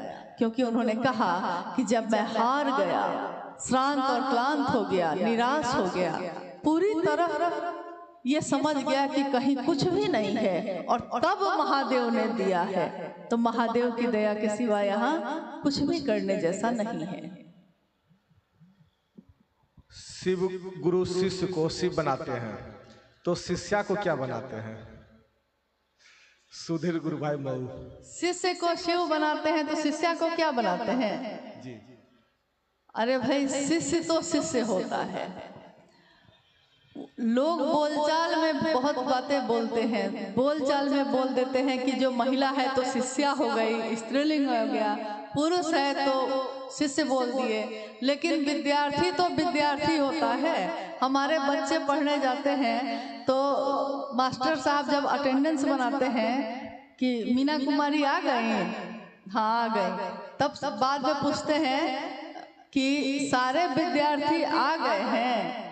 थोड़े ही वो बोलते हैं कि सारी लड़कियां आ गई, सारे लड़के आ गए। गुरु और ज्ञान के रास्ते पे ये चीजें नहीं होती। थोड़ी देर पहले मैंने आपको बताया भी है कि जाति, धर्म, संप्रदाय, वर्ण, लिंग सबसे परे है शिव की शिष्यता। जाति यानी विभिन्न जातियों में जो हम बटे हैं, शिव की शिष्यता में इन बातों का कोई मोल नहीं, पूछेंगे ही नहीं। धर्म में हम बटे हैं, महादेव गुरु हैं, उनके सामने इन बातों का कोई अर्थ नहीं। संप्रदाय में बटे हैं, लिंग और वर्ण में, यानी कि कोई पुरुष है, कोई स्त्री है, वर्ण कोई काला है, कोई गोरा है।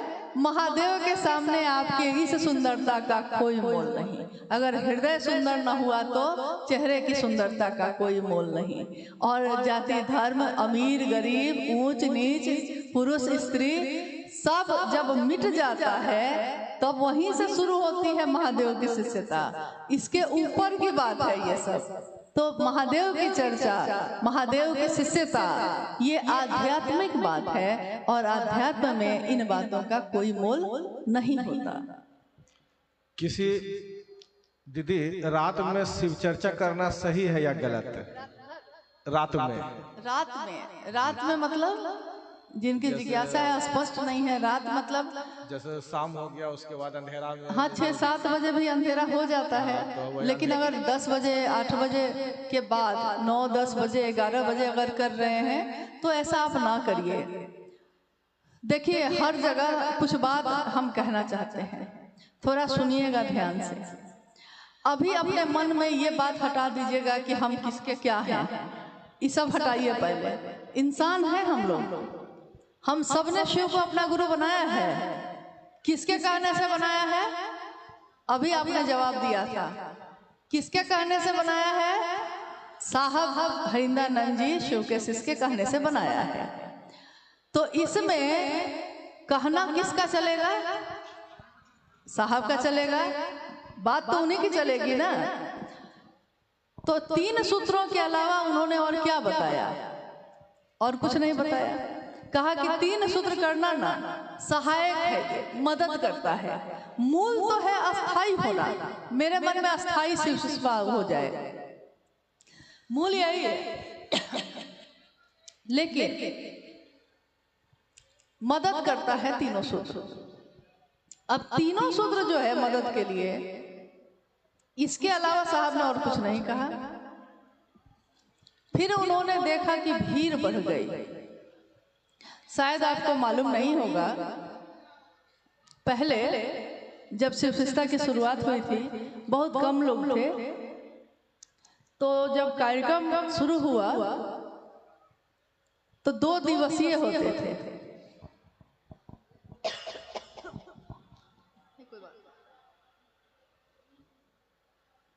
2 दिवसीय होते थे उस समय। साहब उस समय 3 बार जाते थे शिव चर्चा के लिए, जैसे आज दोपहर में, फिर रात में, फिर कल होके दोपहर में। बीच में बाकी गुरु भाई गुरु बहनों की चर्चा भजन चलती थी। लोग बहुत कम थे, घर की व्यवस्था जैसी व्यवस्था थी, सबकी सुरक्षा देखी जा सकती थी। और महादेव का काम बढ़ाना था तो मेहनत करनी थी, ज्यादा से ज्यादा समय देना था। लेकिन जैसे ही संख्या बढ़ने लगी तो सबसे पहले साहब ने 2 दिवसीय कार्यक्रम बंद किए और उन्होंने 1 दिवसीय कार्यक्रम शुरू किए कि नहीं, अब से कार्यक्रम 1 दिन का ही होगा।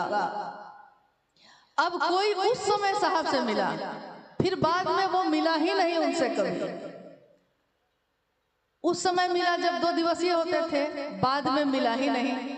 तो नहीं मिला और लोग उसको बोल रहे हैं कि 2 दिवसीय मना हो गया है, तब भी वो किया जा रहा है, इसलिए कि फिर वो मिला ही नहीं उनसे। उसको लगा कि हाँ हम कर सकते हैं। 1 दिवसीय कार्यक्रम भी जब थोड़ा लंबे होने लगे तो साहब ने देखा कि अब संख्या और ज्यादा बढ़ गई। तो मान लीजिए कि इतने लोगों का रहना, खाना, सोना, पानी, शौचालय, इन सारी चीजों की व्यवस्था करना बहुत कठिन है। हो भी जाए अगर तो फिर गुरु बहनों की संख्या ज्यादा है और गुरु भाइयों की संख्या भी है, तो सुरक्षा का मामला तो दोनों के साथ है। सुरक्षित रहें हम। देखिए अपने परिवार के लिए कोई ऐसा सोचता है, जिसको आपसे मतलब नहीं रहेगा वो रात भर आपको बैठाएगा और नचवाएगा और गवाएगा। लेकिन जिसकी आप बहन हैं, जिसके आप भाई हैं, जिसका आप परिवार है, वो आपकी सुरक्षा सोचेगा, वो आपका शुभ और भला सोचेगा। दूसरा क्यों सोचेगा? तो साहब ने सोचा, उन्होंने फिर ये निर्देश जारी किया, परिपत्र जारी किए गए थे उस समय कि कोई भी कार्यक्रम जो है दिवा काल में होंगे, यानी दिन में ही। अब सुबह से शाम तक के बीच में आपको जब सुविधा हो कर सकते हैं, लेकिन जब अंधेरा हो रहा है उससे पहले लोगों को छोड़ दीजिए ताकि लोग सुरक्षित अपने घर पहुंच जाएं। हमारी माँ है, हमारी बेटी है, हमारी बहन है, हमारा भाई है, वो सुरक्षित अपने घर चला जाए। यहाँ तक कि अगर किसी बहन का भाई भी उसके मायके जाता है और उसको लौटना है तो बहन को उससे प्यार बहुत है, वो चाहती है कि भाई और रुके, लेकिन देखती है कि रात होने वाली है और भाई को लौटना है, तो बहन जबरदस्ती उसको कहती है चले जाओ भैया, चले जाओ, समय पे घर पहुंच जाना, पहुंच के फोन करना कि सुरक्षित पहुंच गए कि नहीं, करती है कि नहीं? तो जो आपका अपना होगा वही ना सोचेगा। साहब ने कहा, अब हमको साहब की बात माननी है कि नहीं माननी है? साहब ने कहा है तो मानिएगा ना। साहब ने कभी नहीं कहा कि मुट्ठा का मुट्ठा अगरबत्ती जलाना। अरे क्यों जला रहे हैं? कभी कभी आरती या ये सब करने से किसी किसी की सारी जल गई। एक बच्चे के आंख में जो आरती कर रहे थे लोग मान नहीं रहे थे, आरती किए जा रहे थे। तो आरती जब होती है तो सब कोई आरती लेना चाहता है। एक गुरुबान के गोद में उसका बच्चा था, उस बच्चे की आंख में ही जलती हुई बत्ती गिर गई। साहब को बहुत कष्ट हुआ। उस दिन उन्होंने खाना नहीं खाया 2 दिन तक। यही सोचते रहे कि मेरे कहने को भी नहीं मानते लोग। आप कहिएगा उनकी पीड़ा क्या है? जब शिव शिष्यों का परिवार उनका अपना परिवार है तो उनकी पीड़ा ये है कि उनके लोग ही अब उनकी बात नहीं सुन रहे हैं। तो आपकी पीड़ा क्या है? क्या हम और आप इस रास्ते पे चले हैं किसी और के कहने से? तो हमको बात किसकी माननी चाहिए? किसमें हमारा आपका भला है? हमको उन्हीं की बात माननी चाहिए जिनके कारण से वो मेरे गुरु हुए हैं। फिर बात बाकी काम में आप अपनी मर्जी चलाइए, आपकी जो मर्जी हो करिए। नहीं, इसलिए रात्रिकालीन चर्चाएं आप मत करिए। गोधूली बेला तक चल सकता है, लेकिन सुरक्षित लोग अपने घर लौट जाए, शाम होते होते लौट जाए। जिज्ञासा है दीदी, अभी 5 जिज्ञासा इसमें साहब की से संबंधित है, वो विसर्जन को लेकर इसमें लिखे हैं।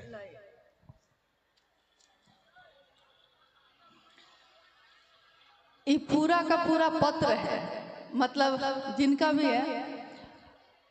एक जिज्ञासा नहीं है और ये जिज्ञासा भी नहीं है, कह सकते हैं आप, क्योंकि साहब ने कहा शिव का शिष्य बनना, साहब ने कहा शिव को गुरु बनाना, लेकिन एक परिधि है। हर व्यक्ति की एक मर्यादा होती है, हर जीवन की एक सीमा रेखा होती है।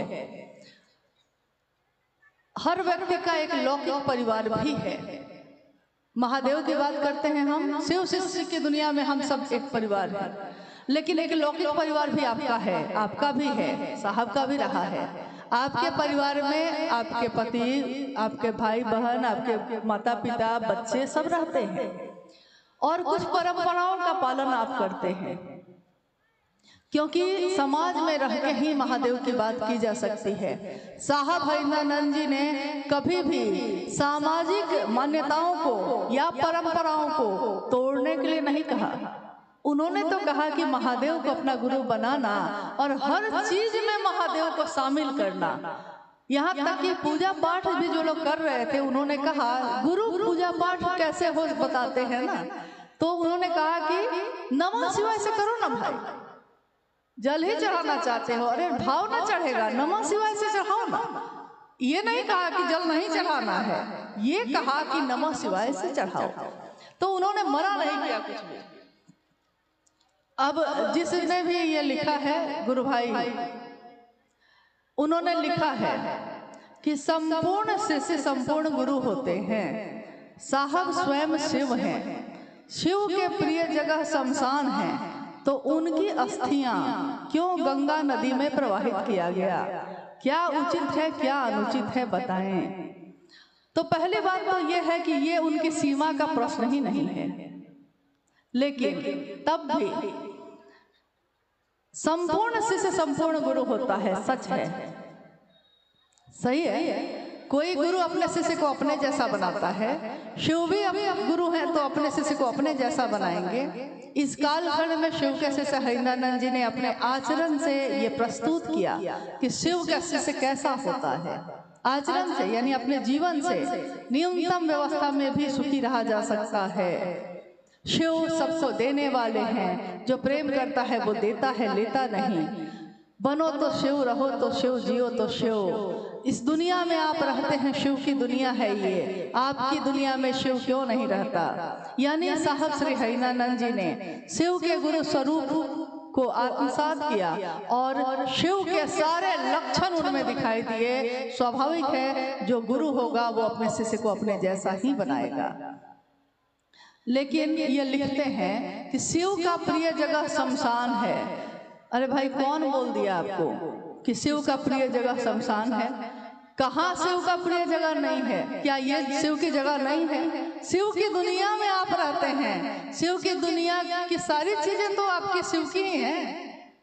तो जो शिव का है तो सब प्रिय है उसको, चाहे वो नदी नाले हो, चाहे वो धरती हो, चाहे वो 49 तरह के पवन हो, सब तो शिव के प्रिय हैं। शमशान के बारे में लिखा गया है। कहने का यह है आगे कि उनकी अस्थियां गंगा नदी में प्रवाहित क्यों की गई? अस्थियां यानी इस शरीर की जो बची हुई जो राख होती है या जो हड्डी के टुकड़े होते हैं उनको अस्थियां कहा जाता है, अस्थि कहा जाता है। माँ गंगा नदी में प्रवाहित क्यों की गई? एक शिव के शिष्य होने के नाते साहब भजनानंद जी ने भारत देश की सभी परंपराओं और कानून सबका पालन किया है। यहाँ तक कि उन्होंने अपने लौकिक जीवन में भी और लौकिक परिवार में भी और पारलौकिक परिवार यानी शिव शिष्यों के परिवार में भी आपने देखा होगा कि अगर कोई साउंड लगाता है तो उन्होंने हमेशा कहा है कि परमिशन लेकर तब लगाना। जन्म इस शरीर का होना और इस शरीर का शिवलिंग होना, तो इस शरीर की एक मर्यादा है। उस मर्यादा का पालन परंपरा के अनुसार जो उचित है वो होगा ही होगा। क्योंकि माँ नीलमानंद जी ने जब 2005 में 17 जून को वो शिवलिंग हुई थी तो सारी परंपराओं का पालन किया गया, लेकिन किस तरह किया जाए ये साहब ने उसी समय हम लोग को बता दिया था।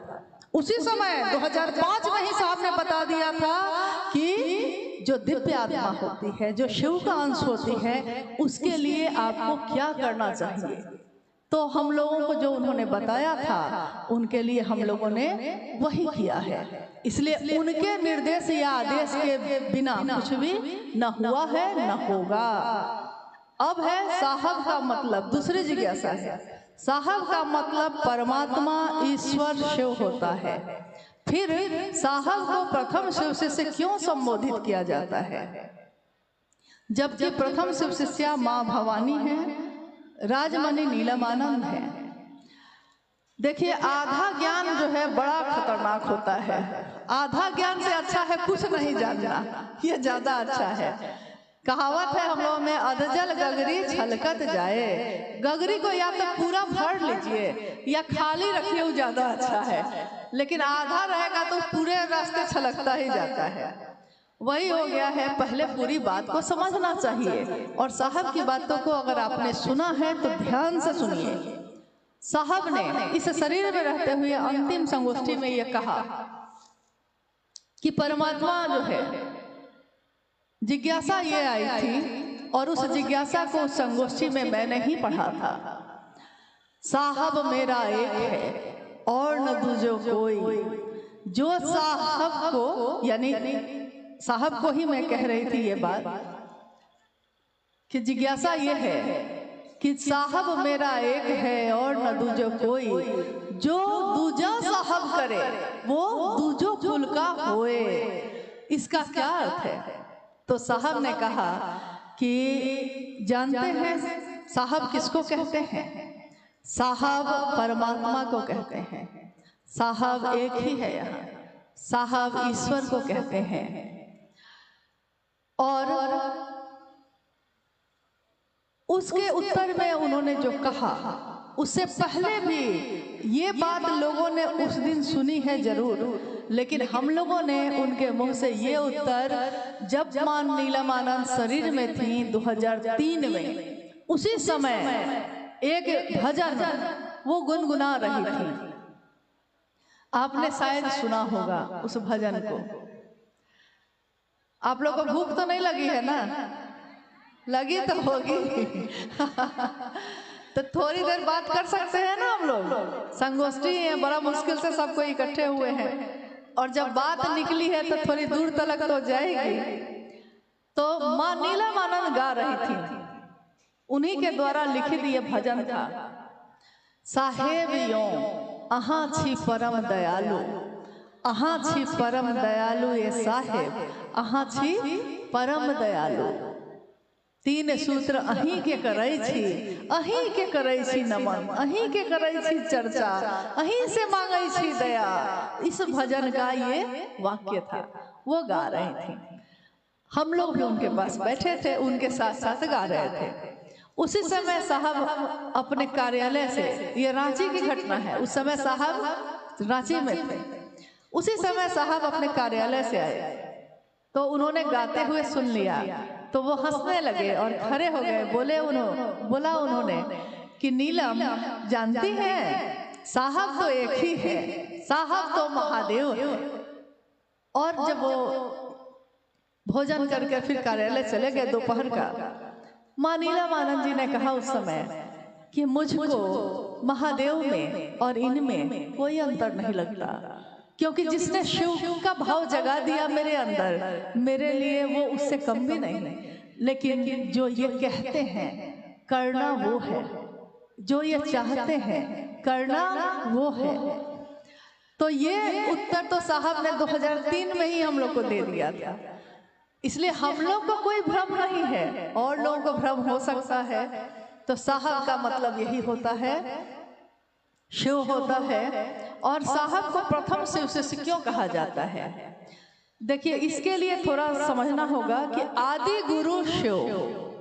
तो जब कोई आदि गुरु होगा तो आदि शिष्या भी होगी। जब कोई प्रथम गुरु होगा, पहला गुरु, तो उस समय उनका कोई शिष्य भी हुआ होगा, क्योंकि गुरु परंपरा चली है तो शिष्य परंपरा होगी। गुरु बिना शिष्य के चल ही नहीं सकता है, शिष्य बिना गुरु के शिष्य बन ही नहीं सकता है। तो आदि गुरु शिव की पहली शिष्या, प्रथम शिष्या माँ भवानी स्वयं है। ये शिव पे आधारित तंत्र साहित्य में लिखा है कि माँ भवानी प्रथम शिष्या है शिव की। माँ भवानी कौन है? शिव की शक्ति। और आप गौर कीजिएगा, मैंने भी जब प्रणाम किया है तो कहा है, आप सुनते शायद नहीं हैं या समझते नहीं हैं। हम लोग हमेशा ये कहते हैं इस कालखंड के प्रथम शिव के शिष्य, इस कालखंड के, यानी जो काल चल रहा है, अभी कलयुग जो चल रहा है, इस खंड में पहला शिव का शिष्य जो है उसको हम नमन कर रहे हैं। और उन्होंने उसके बाद पहली चिट्ठी माँ नीलम आनंद जी को लिखी थी, जिसमें लिखा था कि नीलम, मैंने शिव को अपना गुरु बना लिया है, तुम भी बना लो। माँ नीलम आनंद जी ने भी शिव को अपना गुरु बना लिया। उसके बाद शिव शिष्यता बढ़ती चली गई। तो प्रथम शिष्या तो स्वयं माँ भवानी है। इस कालखंड के प्रथम शिष्य साहब हरिंद्रानंद जी हैं। यानी शिष्यों की श्रृंखला है जिसमें ये जो काल चल रहा है और जो महादेव का संदेश आया, जो आज भी कागज पे लिखा है, उपवन में सुरक्षित रखा गया है। उपवन जहाँ साहब का शरीर का अंतिम समय गुजरा है और जहाँ उस ऊर्जा का अनुभव आज भी हमारे आपके जैसे सभी शिव शिष्य करते हैं। तो जो ऊर्जा जहाँ है सो है, जो शाश्वत सत्य है सो है। किसी को सही लगे कि गलत लगे, लेकिन जहाँ सत्य है, सत्य तो सत्य होता है, उसकी अपनी चमक है, उसका अपना एहसास है तो है। तो वहाँ ये जो लिखा हुआ है अभी भी रखा है, जिसमें महादेव का संदेश जब आया था उसमें एक पंक्ति थी कि हरिंद्र की बताई विधा ही मनवंतरों तक के लिए पर्याप्त है। और साहब ने भी ये कहा महादेव से एक शिवरात्रि में आरती के समय, जब उनका मन ठहर गया महादेव पे और महादेव से बात करने लगा, तो उन्होंने कहा कि मैंने महादेव से कहा कि ये जो आपके नाम की, उस समय हर भोला हर शिव का संकीर्तन चल रहा था, तो साहब ने कहा कि आपके नाम की जो गूंज उठ रही है चारों तरफ, मैं चाहता हूँ कि ये गूंज पूरी दुनिया में उठे और मैं इसका साक्षी रहूं। शरीर खत्म होता है, लेकिन जो साधु है उसकी बात खत्म नहीं होती, उसकी ऊर्जा खत्म नहीं होती। तो उस दिन जो उन्होंने कहा है कि गूंज उठे और मैं साक्षी रहूं, तो मैं हूं या आप हो या कोई हो, अगर शिव की बात करता है, कोई भी शिव को अपना गुरु मानता है और उसकी घोषणा होती है, तो हम सबको ये समझना चाहिए कि साहब शिव शिष्य हरिंदानंद जी स्वयं साक्षी हैं इस बात के। कोई देखे ना देखे, लेकिन वो तो देख रहे हैं। हम आप क्या कर रहे हैं? तू जहां भी है मेरी निगाह में है, हम जहां भी रहेंगे उनकी निगाह में है। हम दूसरों से मुक्त हो सकते हैं, लेकिन उनके कहे अनुसार ना कर पाए अगर, तो इस अपराध की सजा पाने से उनसे मुक्त नहीं हो सकते। इसलिए किसी का भय ना हो, भय नहीं, प्रेम है ये, प्रेम बस ही सही जो उन्होंने कहा है उसके अनुसार करने की कोशिश करिएगा। यह चिट्ठी बहुत लंबी है, लेकिन इस सारी जिज्ञासाओं में घूम फिर के एक ही बात है कि साधु मरते नहीं हैं, साहब स्वयं शिव हैं, लेकिन उनके फोटो पर माला क्यों पहनाते हैं? तो क्या किया जाए, उनकी तस्वीर को फेंक दिया जाए ताकि दूसरे लोग अपनी तस्वीर लगा लें? हम शिव के शिष्य और हम सब क्या, हमारे बाद आने वाली पीढ़ी भी तस्वीर तो एक ही लगेगी, और साहब और दीदी की लगेगी और किसी की नहीं लगेगी। ये हम होने ना देंगे, क्योंकि उन्होंने हमको शिव से मिलवाया है और किसी ने नहीं मिलवाया। तो हमारा मन क्या इतना भी कृतज्ञ नहीं होता है कि उनकी तस्वीर से भी दिक्कत होने लगी? हाँ, आप कह सकते हैं कि साहब ने कभी नहीं कहा कि मेरी तस्वीर लगाओ या दीदी की तस्वीर लगाओ, लेकिन इसके पीछे की कहानी आपको मालूम नहीं। साहब के शरीर में रहते हुए जब माँ शिवलीन हुई 2005 में, माँ नीलमानंद शिवलीन हुई, कुछ लोगों ने जगह जगह कहना शुरू कर दिया कि नीलम दीदी की ताकत हम ही को मिल गई। कोई ये कहता, कोई ये कहता, यहाँ तक कि कुछ लोगों ने तो अपनी तस्वीर छपवा के बांटनी भी उस समय शुरू कर दी थी जब साहब शरीर में थे, उनकी आंखों के सामने इस तरह की बातें शुरू हुई। फिर भी साहब तैयार नहीं हुए, लेकिन बाद में उन्होंने कहा कि ठीक है, महादेव की तस्वीर तो लगेगी, इसलिए कि कोई शिव को गुरु बनाएगा तो वो प्रारंभिक अवस्था में जो शिव की साकार स्थिति है उसको समझ में आता है कि ये शिव की बात हो रही है, यही गुरु है, इनकी बात हो रही है। लेकिन गुरु से तो अंतर होना ही पड़ता है। उस शरीरधारी गुरु भी होगा तो अंदर से मिलना पड़ेगा उससे। शिव भी गुरु होंगे तो अंतर गुरु, अंतर से होना ही पड़ेगा, निराकार में जाना ही पड़ेगा। तस्वीर से मिलाप नहीं होगा। जो है, जिसकी तस्वीर है, वो मिलना तो उससे है ना, मिलना तो महादेव से है ना, तस्वीर से मिलाप नहीं होगा। लेकिन प्रारंभिक अवस्था में जब लोग अभी समझ नहीं रहे, लोग अभी जुड़ नहीं रहे, तो वो पहले समझते हैं जिन चीजों से, आप उसी के द्वारा उसका जुड़ाव करिए, धीरे धीरे वो समझ जाएगा। लेकिन नियम नहीं लगा सकते आप। अब रही बात माँ नीलमानंद की तस्वीर, तब उन्होंने कहा कि महादेव की तस्वीर के साथ नीलम की तस्वीर लग सकती है। फिर माँ नीलमानंद जी की तस्वीर लगने शुरू हो गई, और कुछ समय के बाद, कुछ वर्ष के बाद, साहब देवघर में थे उसी समय, कुछ कार्यक्रम में जब साहब के साथ हम लोग भी गए और हम लोगों ने देखा कि जिस गुरु भाई ने ये आयोजन किया था, क्योंकि साहब ने मना कर दिया था अपनी तस्वीर लगाने से, तो उस गुरु भाई ने अपनी ही तस्वीर लगवा ली थी बैनर पे। शहर में प्रवेश करते समय हम लोगों ने देखा कि शिव गुरु महोत्सव का बैनर लगा हुआ है और उस बैनर पे उस आयोजक गुरु भाई की तस्वीर लगी है। लौटने के बाद हम लोगों ने साहब से कहा कि आपसे अनुरोध है, आप नहीं चाहते, ये सब जानते हैं, आपने कभी नहीं चाहा, लेकिन आज दिक्कत ये हो गई है कि अगर आपको नहीं देखेंगे लोग, तो हर व्यक्ति अपनी तस्वीर लगाने के लिए तैयार है। आज कुछ लोगों ने साहब की तस्वीर को हटाया, क्यों? क्या दिक्कत थी साहब की तस्वीर से? दीदी जिसने ममता का छांव दिया आपको, उनकी तस्वीर से दिक्कत हो गई, क्योंकि दिक्कत उनकी तस्वीर से नहीं है। चाहत तो अपनी स्थापना की है, भूख तो अपनी स्थापना स्थापना की पैदा हो गई। लोग आपको जानने लगे, लोग आप में साहब को देखने लगे, लोग आपको ही दीदी समझने लगे। इसकी चाहत जब जग जाएगी तो आपको सबसे ज्यादा परहेज उन्हीं से होगा। यहाँ भस्मासुर की कमी नहीं है। भस्मासुर ने तो महादेव से ही वरदान प्राप्त किया था और महादेव पे ही टेस्ट करने चला था। आइए महादेव आप पे रख के देखते हैं भस्म होते हैं कि नहीं। यहाँ तक की कहानी तो बहुत लोग जानते हैं, लेकिन भस्मासुर का हाल क्या हुआ था ये कहानी भी आप जानते होंगे। एक दिन उसने अपने ही सिर पे हाथ रख लिया। तो जिन लोगों को शिव की शिष्यता में महादेव से परहेज है, साहब दीदी की तस्वीर से परहेज है। तस्वीर जरूरी नहीं है, लेकिन इसलिए जरूरी है क्योंकि लोग आने वाले समय में ऐसे असंख्य लोग होंगे जिन्होंने सशरीर साहब और दीदी का दर्शन नहीं किया है।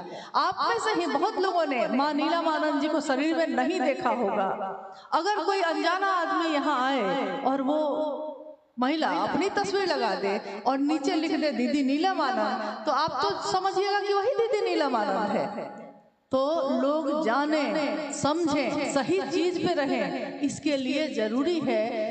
और ये व्यवस्था में किया गया है, खुशी नहीं है इसमें किसी को। साहब ने तो चाहा है महादेव की स्थापना हो, स्थापना तो महादेव की ही होगी और किसी की तो हो नहीं सकती। लेकिन जिसने बताया है उसके लिए कृतज्ञ भी नहीं होइएगा, उसके लिए एहसान भी नहीं मानिएगा। ये तो शिव का शिष्य नहीं हो सकता। अब रही बात की फोटो पे माला क्यों पहनाते हैं। अरे भाई, माला पहनाना मतलब तो जरूरी नहीं है कि फोटो पे पहनाते हैं आप तो माला किसी के स्वागत में आने पे भी देते हैं उसको। तो क्या वो खत्म हो गया है, शरीर से खत्म हो गया?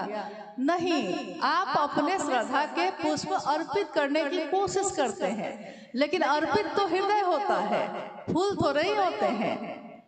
हर घर जहाँ शिव शिष्टता की बात होती है, हर उस घर में ये बात तो गूंजती ही है कि घर मंदिर से नहीं वो कम, तुम रख दो कदम जहां ए हरेंद्र, सारी दुनिया बिछाती है फूल, दिल अपना बिछाएंगे हम, सुस्वागतम सुस्वागतम। उन्हीं का स्वागत है हर जगह। क्यों है?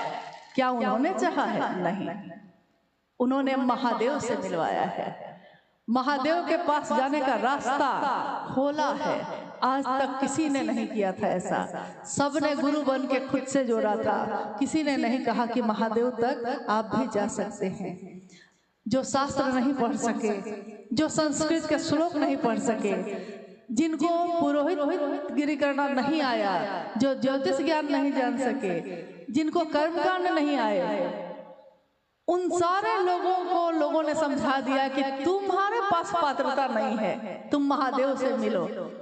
लेकिन एक ऐसे शिव के शिष्य आए जिन्होंने हर दिल में ये ज्योति जलाई, हर दिल में ये आग लगाई कि शिव तुम्हारे अपने हैं, पहचानो। और जो अपना होता है उससे मिलने के लिए किसी औपचारिकता की जरूरत नहीं, किसी शिष्टाचार की जरूरत नहीं, उससे तो सीधे जाके मिल लिया जाता है। जो अपने हो तुम इसीलिए तो हाल सुनाने आया हो, अपने हो तुम इसीलिए फटकार सुनाने आया हो। तुम अपने हो तो हाल भी सुनाते हैं, तुम अपने हो तो फटकार भी सुनाते हैं। तो अपनों में तो शिष्टाचार और औपचारिकता की जरूरत नहीं होती। तो महादेव को अपना बनाने के बाद उन्होंने पहली बार हमारे मन में सचमुच में समझ में आया कि हम महादेव से मिल सकते हैं, महादेव के शिष्य बन सकते हैं। इससे बड़ी बात और क्या होगी? बातें और बहुत ज्यादा हैं, इस जिज्ञासा का तो अंत ही नहीं है भाई। चिट्ठी बहुत लंबी है, हालांकि हम पढ़ ही देते हैं कि साहब ने कहा कि जो शिव को गुरु माने हैं वह मेरे कलेजे का टुकड़ा है। माँ नीलमानंद जी ने गुरु भाई गुरु बहनों कह के संबोधित किया है, लेकिन कुछ भाई शिव के शिष्य को क्षेत्र का वर्कर कहते हैं। इसका क्या मतलब है? देखिए, जब जो काम करिएगा उस समय उसी से संबोधित किया जाता है। साहब डिप्टी कलेक्टर थे और एक दिन गाड़ी चलाने लगे। ये कहानी आपने सुनी होगी उनकी चर्चा में उनसे। अपने ही गांव में सिवान आए हुए थे, सिवान के लोग हैं ना यहाँ, सिवान आए हुए थे, गाड़ी चला रहे थे, बाजार था, एक महिला सब्जी खरीद रही थी, झुक के गाड़ी से टकराते टकराते बच गई। तो वो घूमी और उसने कहा, ये ड्राइवर साहब सूझत नहीं थे, दिखाई नहीं ना देता कि खराब नहीं है। अब साहब तो एकदम भौचक रह गए, अरे मैं डिप्टी कलेक्टर हूँ, मुझको कह रही है ये ड्राइवर साहब, और हंसने लगे। फिर उन्होंने कहा कि जब मैं उस समय ड्राइवर का काम कर रहा था तो उस समय तो मुझको ड्राइवर ही ना कहेंगे, उस समय, यानी जब जो काम आप करते रहते हैं उस तरह का संबोधन सामान्यतः लोग देते हैं। लेकिन शिव शिष्यता में संबोधित करने के लिए गुरु भाई और गुरु बहन ही कहा है साहब ने, इसलिए किसी को भी बोलिए तो गुरु भाई, गुरु बहन, दीदी, भैया, ये संबोधन देने में कोई दिक्कत है क्या? किसी को कोई दिक्कत है? नहीं ना। हाँ, अब जो कोई काम कर रहे हैं तो स्वयं सेवक है, अब कार्यकर्ता है, कार्यकर्ता का हिंदी है और अंग्रेजी है उसका वर्कर, तो कोई गलती से बोल दिया होगा, गलती से क्या सोचा नहीं होगा, मनसा ये नहीं होगी, लेकिन बोल दिया होगा। फिर भी हम लोग को परिमार्जन करना चाहिए, सुधार करना चाहिए, क्योंकि हमारी बोली से बहुत कुछ होता भी है, बनता भी है और बहुत कुछ बिगड़ता भी है। एक बोली औषधि करे और एक बोली चले बाण।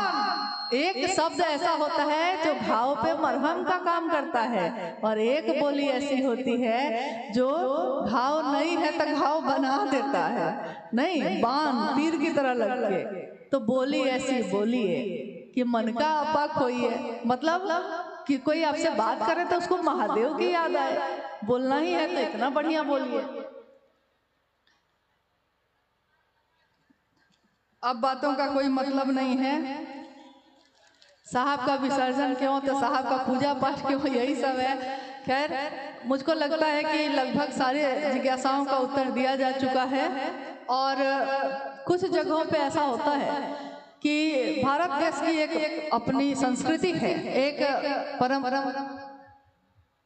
परंपरा है, एक तरीका है जीने का यानी जीवन को जीने का। इस परंपरा में हम कभी पर्व मनाते हैं, कभी त्योहार मनाते हैं, कभी खुशियां मनाते हैं, कभी होली भी खेलते हैं, कभी दीपावली में दिए भी जलाते हैं। लेकिन दुनिया को भी ये समझना पड़ेगा कि शिव का शिष्य चाहे कहीं भी खड़ा हो के कोई भी काम कर रहा हो, उसकी मनसा अपने गुरु शिव की स्थापना की ही होगी, उसकी मनसा दूसरी कुछ भी नहीं हो सकती। लेकिन आप उसके बाहरी चीज को देखकर भ्रमित हो जाते हैं। विश्वास करना होगा महादेव पे, उनके शिष्यता पे, और जो उनका काम महादेव का गुरु कार्य बढ़ा रहे हैं उन पे भी। जब तक हम एक दूसरे पे विश्वास न रखेंगे हम कैसे इस रास्ते पे बढ़ सकेंगे? ये तो प्रेम की विधा है, प्रेम दीजिएगा प्रेम मिलेगा, ये हम लोग की अनुभूति है। गाली दीजिएगा तो गाली मिलेगी, झगड़ा कीजिएगा तो झगड़ा और दुगुना मिलेगा, और प्रेम कीजिएगा। पड़ोसी के यहाँ पुआ बना के पहुंचाने जाइएगा, बर्तन छोड़ के आइए तो जरा लौटेगा उधर से बर्तन, तो उसमें कोई ना कोई पकवान के साथ लौटेगा, लौटता है कि नहीं? नहीं, हम लोग यहाँ ये भी परंपरा है, ये भी हमारी परंपरा है कि किसी ने कुछ दिया है उससे ज्यादा उसको लौटाए। किसी ने शिव दिया है, किसने? साहब श्री ने शिव को दिया है, तो उन्होंने शिव को मांगा भी है, शिव शिष्यता मांगी है। तो हम आप इसमें पड़े हुए हैं कि कौन क्या कर रहा है, कौन क्या नहीं कर रहा है, इसको छोड़कर क्या शिव की शिष्यता का उपहार हम साहब को दे रहे हैं? क्योंकि वो तो साक्षी हैं, वो तो देख रहे हैं हमको आपको। तो जहाँ चलिए, जहाँ रुकिए, हर जगह तो आदमी ही आदमी है, बेशुमार आदमी है, हर जगह हर कहीं जहाँ में देखिए बेशुमार आदमी है। और हर जगह आपकी संभावना है महादेव की बात करने की। आपका इंतजार कर रहे हैं लोग, जाइए महादेव की बात करिए और अपने गांव में अपने आचरण से प्रस्तुत करिए इस बात को कि शिव शिष्यता क्या होती है। शिव शिष्यता में लोग शिव की बात करते हैं। कभी रामायण की कथा होती रही, महाभारत की कथा होती रही, शिव की कथा होती रही, जो लिखा गया जो बीत गया उसकी बात होती रही।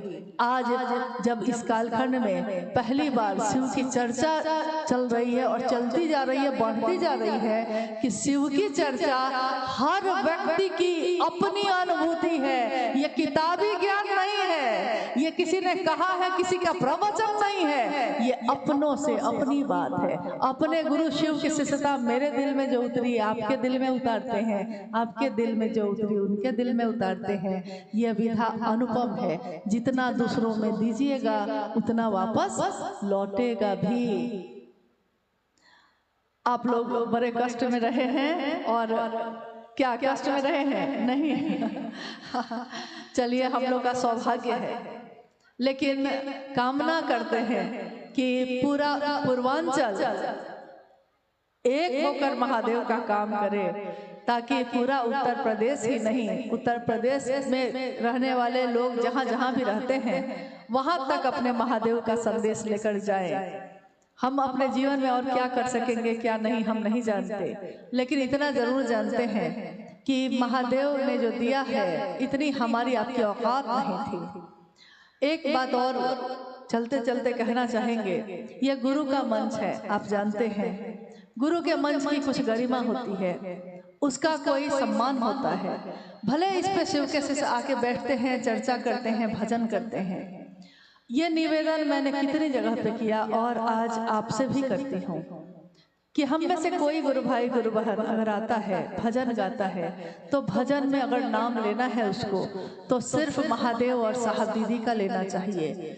हमारी या अनुभव की या आने वाले किसी का नाम लेना ये बिल्कुल ठीक बात नहीं है, ये बहुत ही खराब बात है। और मुझको लज्जा आ रही थी जब वो गुरु भाई हम लोग का नाम लेकर भजन गा रहे थे, मुझको शर्मिंदगी हो रही थी और हम लोग को लग रहा था कि कहते नहीं है कि जमीन में गड़ जाना जैसे होता है वैसा लग रहा था।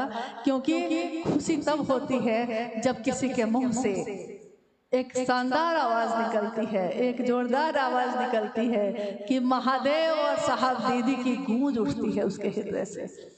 लेकिन किसी और का नाम चाहे अपना ही सही क्यों ना, बहुत खराब लगता है, अच्छा नहीं लगता। तो आपसे निवेदन है कि कृपया इस मंच से कहीं भी, आप भी कहीं मंच लगाते हैं, आप भी कहीं बात करते हैं, महादेव और साहब दीदी के अलावा और किसी को प्रणाम अलग से करने की जरूरत नहीं है। आप कहिएगा कि सभी गुरु भाई गुरु बहन को प्रणाम, प्रणाम हो गया नहीं। और गीत और भजन मामूली नहीं होते हैं। जब गांव के गीतों में महादेव के गुरु की बात होने लगी, जब गांव के गीतों में साहब और दीदी की गूंज उठने लगी, तो शर्त है ये, मतलब विश्वास करिए कि अब शिव शिष्यता से कोई भी इस नाम को अलग नहीं कर सकेगा। क्योंकि गांव के गीत हमारी परंपरा में है, ये पीढ़ी दर पीढ़ी जाती है। हमारे बच्चे हमसे सीखते हैं, फिर उनके बच्चे सीखते हैं, फिर उनके बच्चे सीखते हैं। इसलिए बहुत सोच समझ के करिएगा। महादेव और साहब दीदी, बस इसी में सब है।